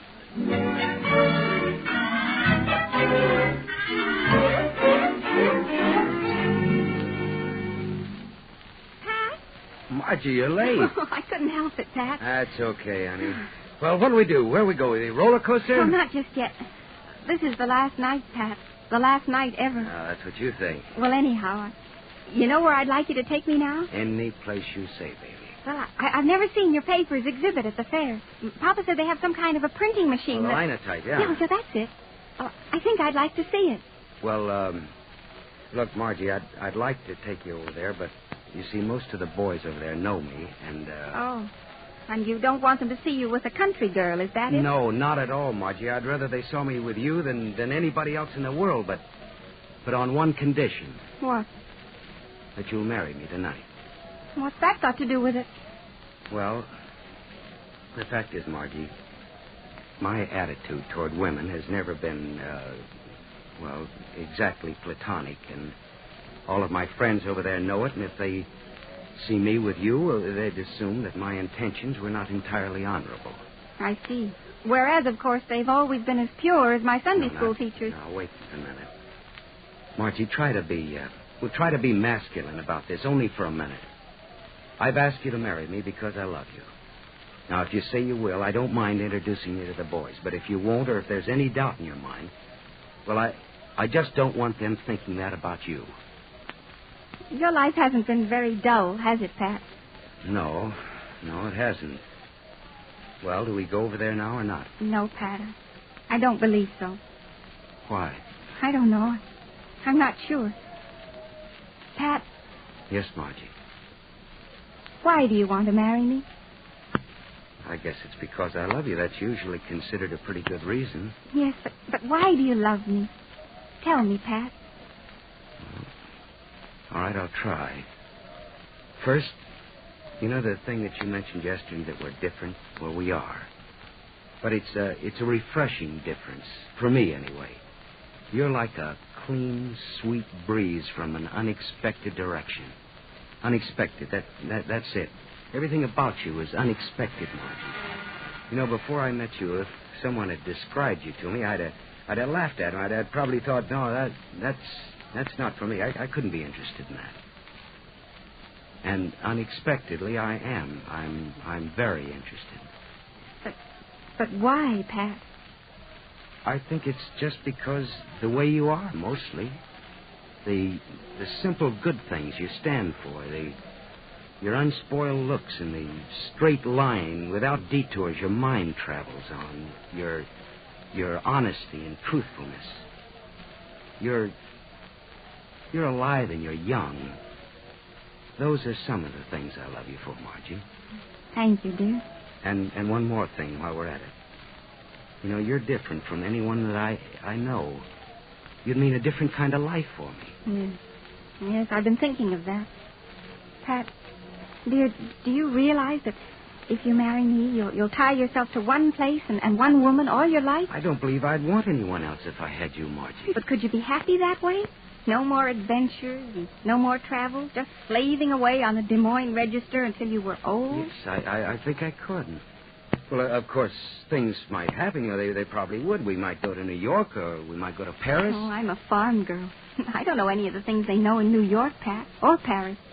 How would I get along there? Well, what would people think of me? Well, they'd think you were terrific. The men would all make love to you, and the women would hate you. Oh, but what would these people talk to me about, The Pat? same thing that they talk to me about. Oh, no. No, I don't know anything about architecture or music. And I've never been to a nightclub in my life. Now, back in Brunswick... All right. You tell me about Brunswick. Well, I could be useful there, and people would like me. I could run a house, and I'd have children, 4 or 5 maybe. And they'd grow up like me and live to bring more land into the family. Margie, are you telling me that you won't marry me? Yes, Pat. Why?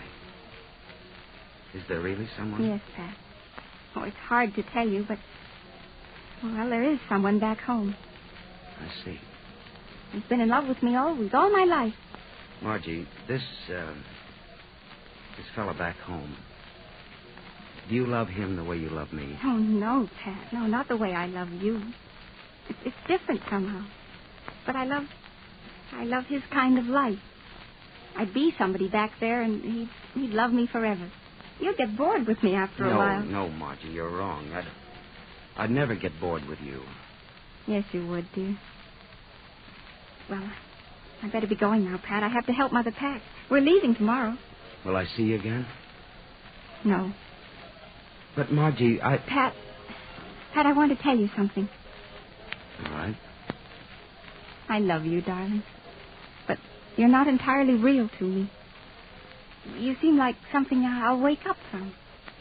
Do you understand? So I'm a dream to you, huh? Not exactly, but just something that's not really part of life. You're an adventure. Something I half dreamed up and have been wishing for a long time. And now that my wishes come true and I've had you, I've got to go back to reality. Goodbye, Pat. No, I won't say it. Say it, Pat, please, for me. Do I have to? Yes. Goodbye, Margie. Goodbye, darling.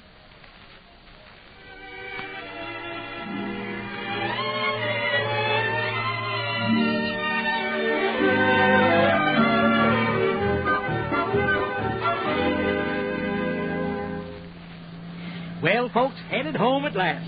You all right back there, Wayne? I'm okay, Pop. If Blue Boy gives you any trouble, give him a kick in the slats. Why, Abel, after Blue Boy winning the big prize for you. Well, he's wanted, ain't he? Now he'll have to go back to being treated just like any ordinary critter. No more pampering or babying. Oh, I don't think that's fair somehow. King for a day. Well, his day's over. Pipe down, you homely-looking devil. How far are we from home, Pa? Only 50, 60 miles. I hope so. What's the matter, Margie? Don't you feel well? I'm all right. You don't look all right to me. In fact, you look like you was going to bust out crying any minute. Oh, I'm tired, I tell you. Can't a person be tired without a lot of other people asking a lot of silly questions about whether she's tired or not? I'm just tired, that's all. Now, what did I do? Margie, Oh, leave me alone. Margie, get hold of yourself. You're too old to do things like this. I'm not doing anything. Melissa, what do you suppose is ailing her? Oh, it's the excitement of the fair and all. Margie, stop crying. It isn't as though this is the last state fair you were ever going to. Yes, it is. It is. I never want to go to another one again. Oh, Never. Margie. Shut up. I want to go to sleep. I think I'd like to take a little nap, too. Mama, do you mind if I put my head on your shoulder? No, dear. Go right ahead. Good night, Ma. Good night, dear. Good night, Pa. Good night. Good night, Margie. Good night, all. Good night, son. Good night, dear.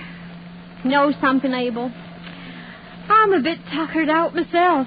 Me too, Ma. Shut up, you. You're not the big stuff around here anymore. Now go to sleep like the rest of the family. Shut up. In another year, you'll be nothing but bacon. Oh, no, he won't. In another year, he'll be the papa of a lot of little blue boys.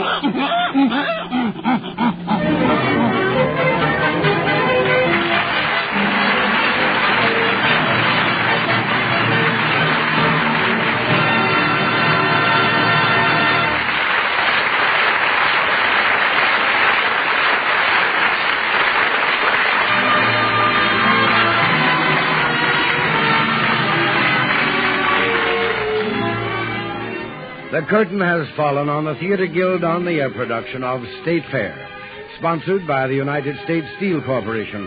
We express our thanks to our stars, Van Heflin as Pat, Jean Lockhart as Abel Frake, Kathleen Lockhart as Mrs. Frake, and June Lockhart as Margie. Our thanks also to our featured players, Dick Van Patten as Wayne, and Rosemary Rice as Emily, and to the other members of our cast whom you heard in these roles, as the Hoopman, Roger Pryor, as the Hog Judge, John Gibson, as the Pickle Judge, Ed Jerome, as the Hawker, Michael Dreyfus, and as Blue Boy, Brad Barker. And here is Roger Pryor with a word about next week's play. Next week, the Theater Guild on the Air will initiate another year of outstanding broadcasts with the first radio presentation of the brilliant motion picture success, The Third Man. Our stars will be Joseph Cotton, who will recreate the unforgettable role that he played in the screen production, and Sidney Hassel. With them, we shall bring you a superb cast of Broadway players. And now here again is George Hicks with a message from the American Heritage Foundation. In just a few hours, the first half of the 20th century will be over. As 1950 slips into the past, Americans are engaged in a worldwide struggle of ideas, devotion to individual liberty versus adherence to the all-powerful state. The eyes of people all over the world are on us. They want to know whether free government and free enterprise are vigorous enough to cope with the tremendous issues and challenges of our time. It's up to us to prove that freedom works. That means it's up to people like you and me. Let's resolve to lead daily lives that prove that we believe in our heritage of freedom, a heritage for which our fathers and their fathers before them lived, fought, and died. For freedom is everybody's job. Remember, next week on the United States Steel Hour, The Third Man, starring Joseph Cotton and Sidney Hassel. And remember, too, that the trademark of United States Steel, USS, on any steel product is your guide to quality steel.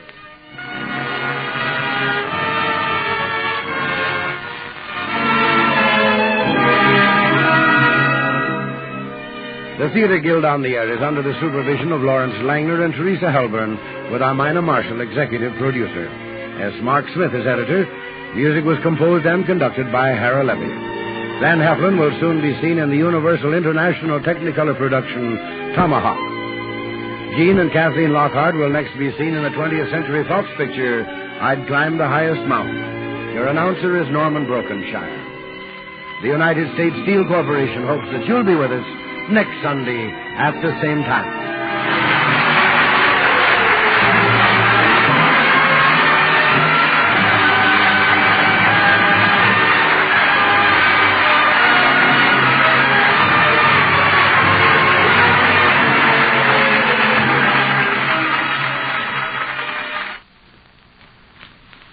Coming up, Tales of the Texas Rangers on NBC.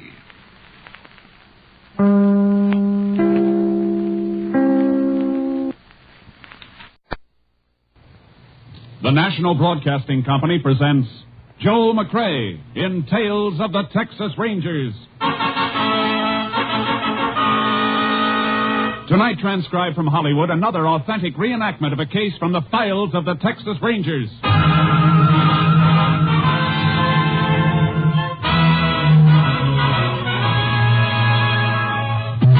Tales of the Texas Rangers, starring Joel McCrea as Ranger Jace Pearson.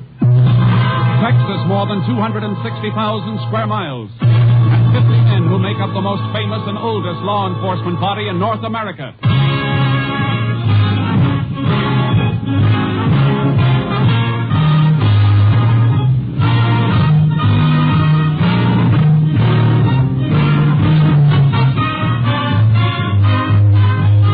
Now, from the files of the Texas Rangers come these stories based on fact. Only names, dates, and places are fictitious for obvious reasons. The events themselves are a matter of record.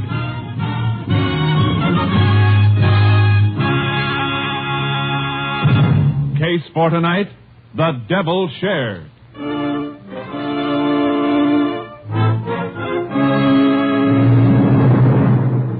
It is 6:45 p.m., October 26, 1939. Frank Whalen, a dirt farmer, is sitting down to his simple evening meal when the door to the kitchen opens and his brother, Jeff Whalen, comes in. Well, howdy, Jeff. Thought you was going to spend a couple of weeks up at Big D. So I changed my mind to come back. Any law against that? Didn't say there was. Yeah, just fixing to eat. I'll get your plate. Stop playing big brother. If I want to eat, I can rustle my own grub. You can call that fatback and beans grub. What's the matter with you anyhow, Jeff? Nothing. Just leave me alone. You've been acting like this for quite a spell. Thought taking a trip would do you some good. Jeff, why'd you come back? I met Luther Riggs up in Big D.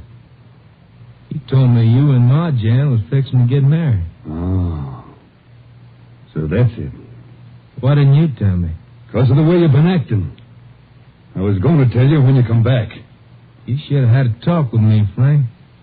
Marjan used to be my girl, remember? Used to be, ain't now, Jeff.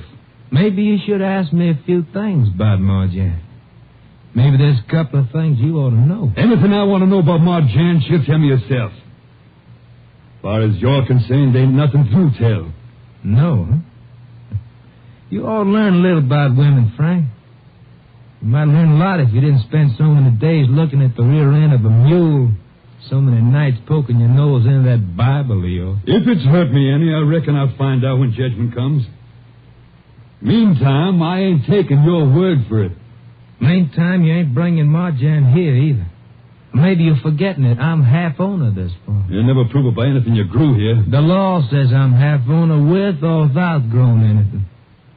You want to bring a wife here, you better buy me out. You can have my share for $2,000 and good riddance. Jeff, you got yourself a deal. I'll give you $800 cash in the morning and notes for the rest. You give me $2,000 cash in the morning. I ain't got that kind of money, and you know it. Who do you think you're kidding? You had a good crop. You got that much in the bank right now. Yeah, I got it. And almost half of it belongs to old Uncle Joe for working on shares. Work you wouldn't raise a hand to do. I don't care about you or Uncle Joe. Let him wait, not me. Jeff, get this. And get it straight. Uncle Joe is going to get every nickel that's coming to him whenever and however he wants it. He's worked for it. Okay, Frank. I just guess you, me, and Marjan gonna live here like one big happy family. Maybe Marjan liked that more than you think. Jeff, if you wasn't my brother, I'll get your money for you, somehow. I'll get it and you can clear out. I wouldn't have Marjan around dirt like you for $1 million. Oh, she used to be mighty fond of dirt like me. Jeff, shut up, I tell you! Don't say nothing else, Jeff. Don't open your mouth. It's only remembering when we was kids together and the memory of Ma and Pa that's keeping me from beating you. That's too bad, Frank. Because I ain't like you. Memories don't bother me at all. You ain't gonna do anything to me, Frank. And I'm gonna get what I want, and I'm gonna get it all now, including Marjan. Jeff! Put that bread knife back on the table. I took a knife to you once before, Frank. Pa stopped me that time. But Pa ain't around anymore. Give me that knife, Jeff! Oh. Take it!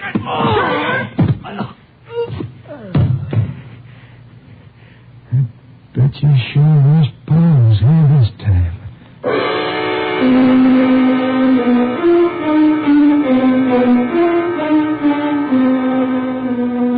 Jeff Whalen waited until next morning before reporting the death of his brother Frank to the local sheriff. The sheriff asked for the assistance of a Texas Ranger. Ranger Jace Pearson was assigned to the case. Well, Jace, I went all over the place earlier this morning when I was called here, and now you've been all over it. If you see anything, I must have missed it. Doesn't seem to be much to see except the body. Want to talk to the brother now? He's still waiting in the parlor. Yeah, I know. I'll see him in a minute. Look at the table where Frank Whalen was eating. I was cutting his bread from this whole loaf. Crumbs show that. It was a sharp, clean cut. This eating knife's the only one on the table, though. That's not sharp enough to slice the bread that way. He might have cut the bread, then put the knife away. It's possible, but it doesn't figure. No, it doesn't. Fella sits down to his food, he don't put nothing away until he's through. And Whalen wasn't through. From the looks of it, he just started to eat. What you looking in the drawers for? Murder weapon, maybe? Something like this bread knife? Could be, I guess, but that knife's clean. Yeah, too clean. Look at the blade and the handle. Well, what about them? The other knives in this drawer don't shine like this one. This one's got special treatment. Hey, I see what you're driving at. You figured it was rubbed with a scouring pad to remove blood, maybe, huh? That's something we'll have to find out, but it's worth a bet. It's been cleaned up too well to help us any, though. Well, we might as well put it back in the drawer. Seems like that knife's the only thing we got to go on, Jace. And we're not even sure of that. I know. Yeah, we better have a talk with Whalen's brother right now. Sure, but Jeff won't be able to help much. Why not? He just got back from Dallas early this morning. Called me as soon as he found the body. Oh, I didn't know that. Well, we might as well see him anyhow. Marjan Galt's in the parlor with him, Jace. Who's she? And Marjan and Frank Whalen was fixing to get married. Folks tried to keep her away when the news got out, but she came anyhow. Yeah, it's just as well. She might know something. She's broke up pretty bad. Parlor's here. Sliding door, I'll open it. Jeff, the ranger'd like to talk to you and Marjan now. When he's not see Frank. I want to see him now. I think it'd be better if you didn't, ma'am. For your own good, Marjan. Last night. Only last night I was home. And I was sewing pillowcases. No, come on, please, Marjan. Look, do you have to talk to her now? I can tell you anything you want to know. All right. But I think you'd better come into the next room, then. Okay. Ma'am, why don't you just stretch out on that sofa and rest? All right, Jeff. When did you find your brother's body? Well, like I told the sheriff, by 5 o'clock this morning when I come home. He was killed last night around dinner time. Where were you then? On the road, I reckon. Having up the big day for the last 5-6 days. You drive back? Didn't have nothing to drive back in. I hitch rides. Come back, same way I went. And got here at 5 a.m.? When did you leave Dallas? Well, Yesterday afternoon, I guess, about 2 o'clock. Why? Why are you asking me this? You're supposed to be finding out who killed Frank. Now, don't get steaming, Jeff. Ranger's got a reason for asking. You didn't touch anything in the house when you got in? Ranger, first thing I saw was my brother laying there on the kitchen floor. I hightailed back to the highway and called the sheriff. Waited right there till he come pick me up. Okay. Your brother been having trouble with anybody? You know of any reason why anybody might want to kill him? No. Nothing I can think of. Except... Go ahead, Jeff. Well, just something come to my mind, Sheriff, but no, couldn't be him. Couldn't be who? Come on, Jeff. Your brother's laying dead in there. We got to know every little thing, no matter how small. Well, all right. Just before I left, Frank did have a little argument with Uncle Joe. Uncle Joe? Who's he? Old sharecropper. Been working a good piece of this farm for Frank. What was the argument between him and Frank? Well, old Joe claimed that Frank owed him some money from the crop. Frank said he didn't. They're both pretty hot about it. Well, that don't sound like your brother Frank. Or Uncle Joe. Well, I know it don't. It's probably just a misunderstanding. They straighten out. That's why I told you it wasn't worth mentioning. When it comes to murder, anything is worth mentioning. And this sounds like it might be plenty important. Sheriff, we better ask Uncle Joe to account for his movements last night. I haven't seen him around. But his granddaughter, Belle, might be able to tell us something. She's been standing around outside the house ever since we got here. Look, I'd like to go back to Ma, John. She needs somebody with her. All right, go ahead. And tell Belle to come in here, will you? All right. I'll send her right in. Oh, just a second, Jeff. Yeah? You must be pretty tired. You have much trouble catching rides last night? Well, I got one long ride in a truck. You know who owned the truck or anything about the driver? Well, no. No, I didn't talk to the driver much. I slept most of the time. I think it was out of state truck. Well, truckers usually don't like sleeping rider beside them on a night haul. Well, this fella let me sleep on a shelf up in the back of the cab. Oh, I see. All right, send Belle in. Okay.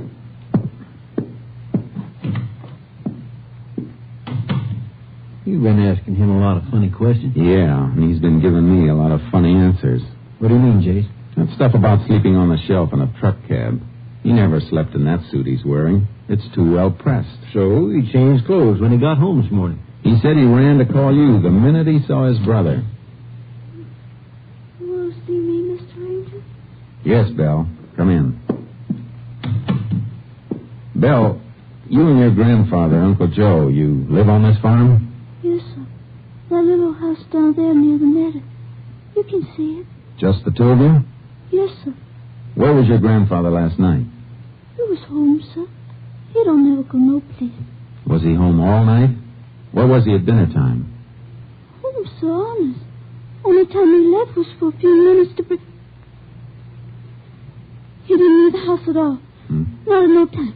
He didn't leave the house at all. Belle, you're lying. No, sir, no, I'm not. Look, Belle, you started to say something, then you backed away No, from sir, it. I didn't. Belle, if you want to help us and your grandfather, you better talk up. I told you everything, honest, I did. With all this going on, why isn't your grandpa around? Why'd he run off? He didn't run off. He went to the church to pray for Mr. Frank. He loved Mr. Frank. He would never hurt him. Mr. Frank was good to us.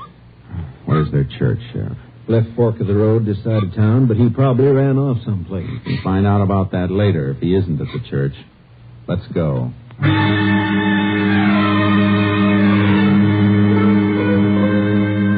Uncle Joe was at his church, all right. We saw him kneeling in the dim light when we opened the door. Sheriff beckoned to him, and he came out into the sunlight. Tears were streaming down his face. I was just saying a prayer to Mr. Frank, Sheriff.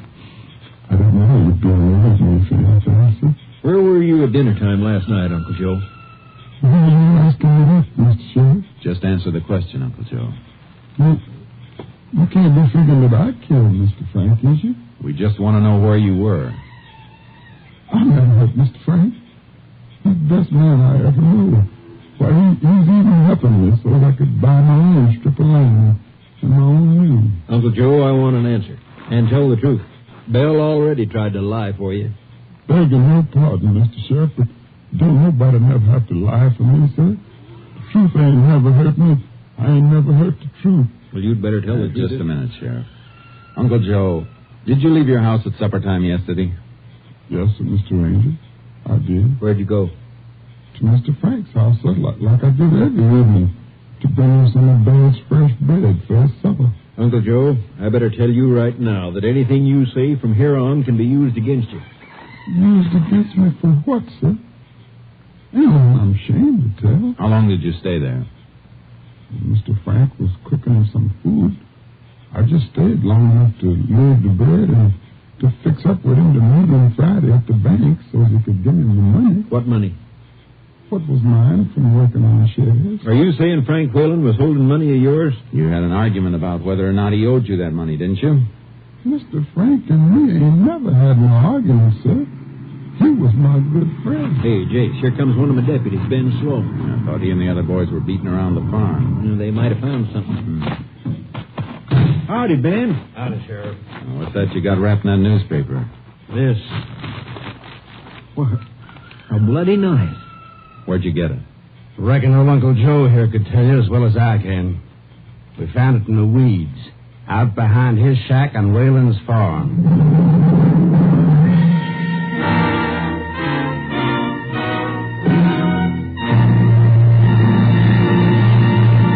You are listening to Tales of the Texas Rangers, starring Joel McCrea as Ranger Jace Pearson. We continue now with tonight's case, The Devil's Share, an authentic story from the files of the Texas Rangers.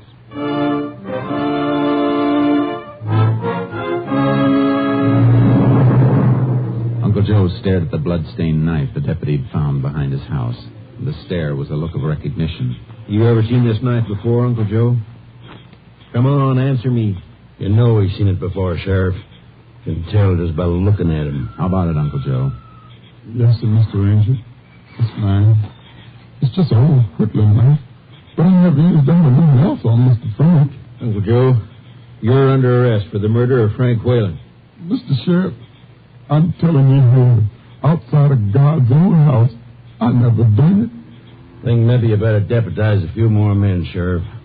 We might need them. Why? What for? People around here thought mighty high of Frank Whalen, Jace. They aren't going to cotton to the idea of him being killed by somebody he took in and helped. And you can't blame him for that. I can blame anybody for anything that doesn't follow the law. You're not going to have any problem with Uncle Joe, Sheriff. I'm going to take him off your hands. Now, hold on, Jace. He's my prisoner, and I'll guarantee his safety. I know you'd protect him. That isn't why I'm taking him. I'll give you a receipt for him and bring him back here later. Where are you taking him? On a radio for Unit 88, the Ranger plane to pick us up and fly us to Austin. And you'd better hand over that knife, Ben. That goes with me.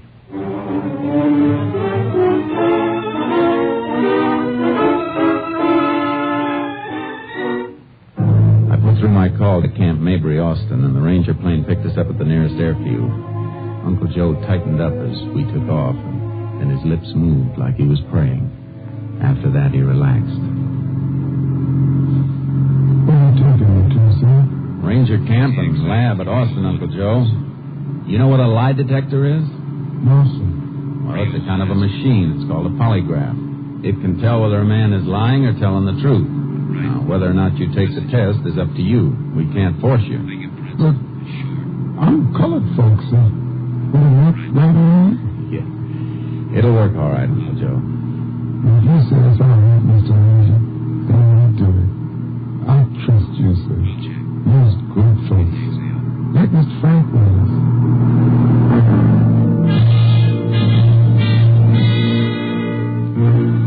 We landed at Camp Mabry. I dropped the blood-stained knife at the lab and then took Uncle Joe upstairs to the polygraph room. He wavered a little when we seated him in the chair and fixed the bands to measure his blood pressure, pulse, and respiration.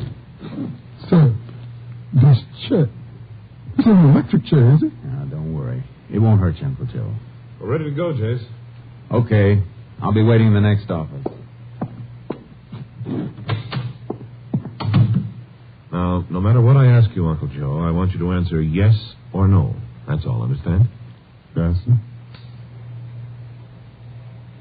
Is your name Uncle Joe? Yes, sir.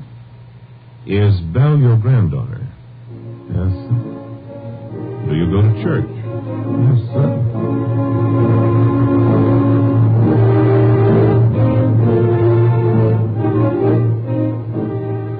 I waited in the next office, knowing what was happening. The technician would go through the list of questions, the simple, harmless questions that would register truthful reaction on the graph. And then he'd start to hit the questions that mattered. The questions about Frank Whalen. Yes, sir.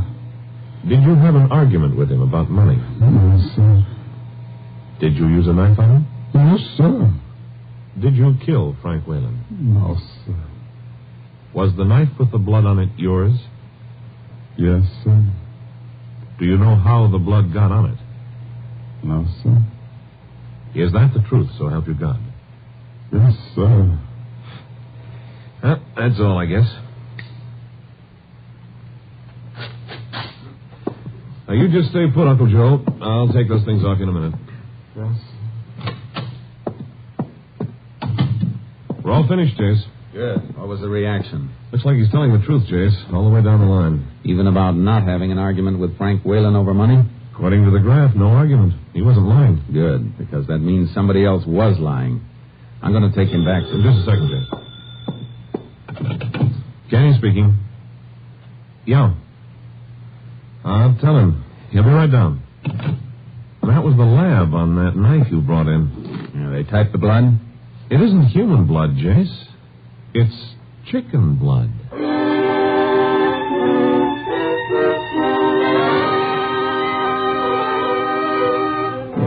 Unit 88 flew us back to the airfield where I'd left my car and horse trailer. The sheriff had been notified that we were returning and he met us at the jail with a couple of deputies. At my request, Uncle Joe agreed to spend the night in the cell for safekeeping. Then I filled the sheriff in on what I'd found out at Austin. Chicken blood. I don't get it, Jace. Why didn't Uncle Joe say he'd use that knife to kill a hen? Because he didn't. That knife was planted where it was found. And whoever planted it didn't expect the investigation to go any further. Uncle Joe kept the knife in the shed behind his house. Killer got it during the night after the murder, stuck a hen with it, and tossed it in the weeds. Have to be somebody who knew the place pretty well to find that knife and do the planting. It was somebody who knew the place. Frank's brother, Jeff? Frank's brother, Jeff. What do you know about him? Has he ever been in any trouble? Not around here. We better check and find out where he stayed in Dallas and who saw him while he was there. We don't know for sure he was there. Oh, he was there, all right. How do you know? Because Luther Riggs saw him. Luther just drove back from Dallas this morning. I met him about an hour ago, and he told me he'd seen Jeff there. How long was Riggs up in Dallas? Just overnight. Quick business trip. Why? Doesn't it seem kind of funny that Jeff hitchhiked back here in such a hurry when he could have stayed over until this morning and gotten a sure ride with somebody he knew? Didn't think of that. Where does Riggs live? Farm, 4 mile out. Let's drive out there. I want to see him.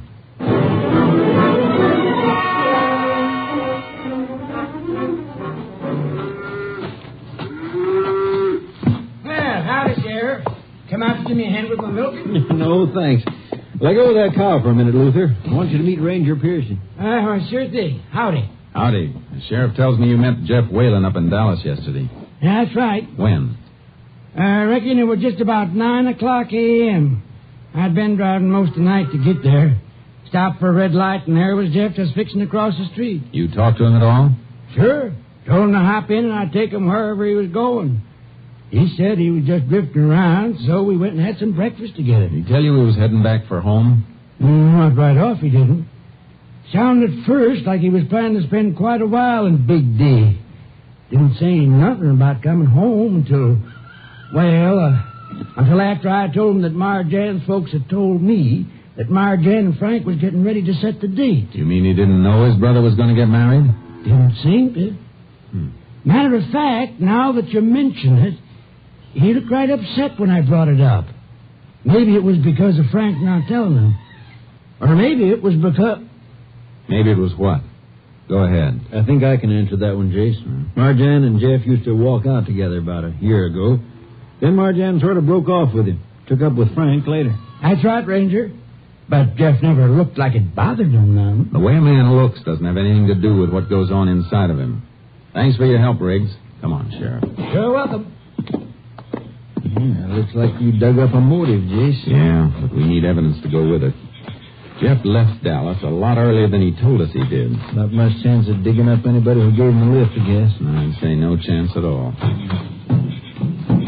There's something else we can look for, though. What's that? Remember my saying that his clothes didn't look like he'd slept in them or driven a long way in them? Yeah, I do. The only reason he'd have changed clothes would be because the things he'd been wearing might have gotten blood on.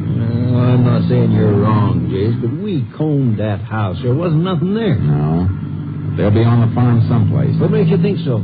Jeff couldn't risk being seen around any place last night. Any move he'd make would have to be on foot. He had no other way. So it's a good bet he stuck close by the farm until he called you this morning. I got my horse in the trailer. We'll pick up one for you and take another look around.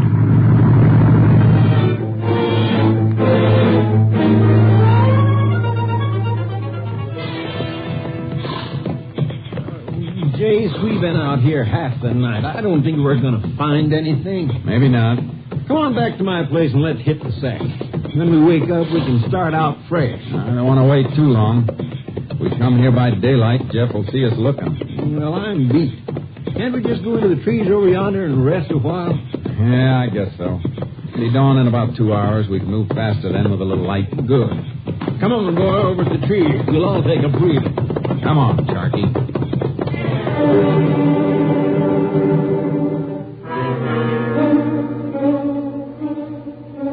We moved into the trees, dismounted, and hobbled the horses. The sheriff dozed off quickly, and then I began to nod. But an hour later, I came out of it. There was a bright glow across the fields, beyond some corn stalks, and it wasn't the morning sun. I put my hand over the sheriff's mouth and shook him. Shh. Hey, look over there. Looks like a fire. Yeah, just beyond the corn. Come on, quick and quiet. What do you think it is? Jeff Whalen, burning those clothes we've been looking for. We ran for the cornfield, and when we got into it, the light rustle of the morning wind in the stalks covered our approach. Came to the edge of the field and saw him, Jeff Whalen, dumping kerosene on a pile of smoldering cloth. Look, Jace. Those boys in that hole. An old well covered over. He dumped the clothes in there last night. Now he's come back to burn them. There must have been some water in the well. They're smoldering. They won't burn right. They will if he keeps pouring kerosene on long enough. Let's get him. All right, Jeff. What? That's enough. Drop that can. Drop it, I said. Well, sure. Sure, I'll drop it. What, Jace? He threw the can onto the fire, and a sheet of flame leaped up between us like a blinding flare. I dove across it, trying to clear my eyes. Look out, Case. He's got a knife. I was on him before I saw him. The blade flashed. I dug for my gun, but I couldn't bring it up in time. The knife slashed into my shoulder and went to the ground. He landed on top of me, but as he raised his hand to strike, I got my gun free with my left hand and slapped the barrel against the side of his head. You all right, Jason? Yeah. I guess my shirt will need a little stitching. And your shoulder will need a little stitching, too. Couldn't risk a shot. You were too close. Yeah. Come on. Got to stamp that fire out before all the evidence is burned. Well, that's only kerosene on the ground burning. I kicked what we need out of the fire. Plenty left for your lab to work on. Good thinking, Sheriff. Coming too, Jace. Yeah. All right, Jeff. Come out of it. Come on. What'd you jump me for? I was only burning some old thing. Yeah, we know. The old things you happened to be wearing when you killed your brother. You were right about that bread knife, Jace. Look, here's what he used on you. You got nervous about that, too, didn't you, Jeff? Decided to get rid of everything and let old Uncle Joe ride for you. Now, look, you're crazy. I don't know what you're talking about. Yeah? I talk kind of a foreign language. But maybe the grand jury will understand me when they indict you for murdering your brother. Come on. Get on your feet. Move.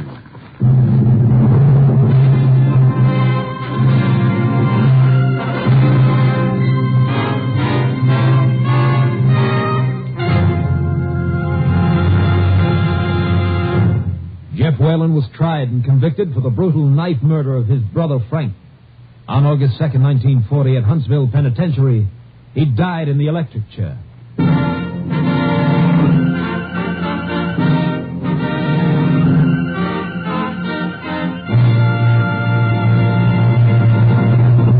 This is Joel McCrae, wishing you all a very, very happy New Year. Good night, folks. See you next week. Next week, Joel McCrae in another authentic reenactment of a case from the files of the Texas Rangers.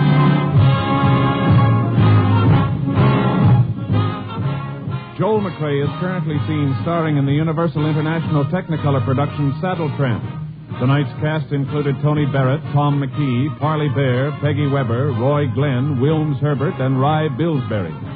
This story was transcribed and adapted by Joel Murcott, and the program was produced and directed by Stacy Keach. Hal Gibney speaking.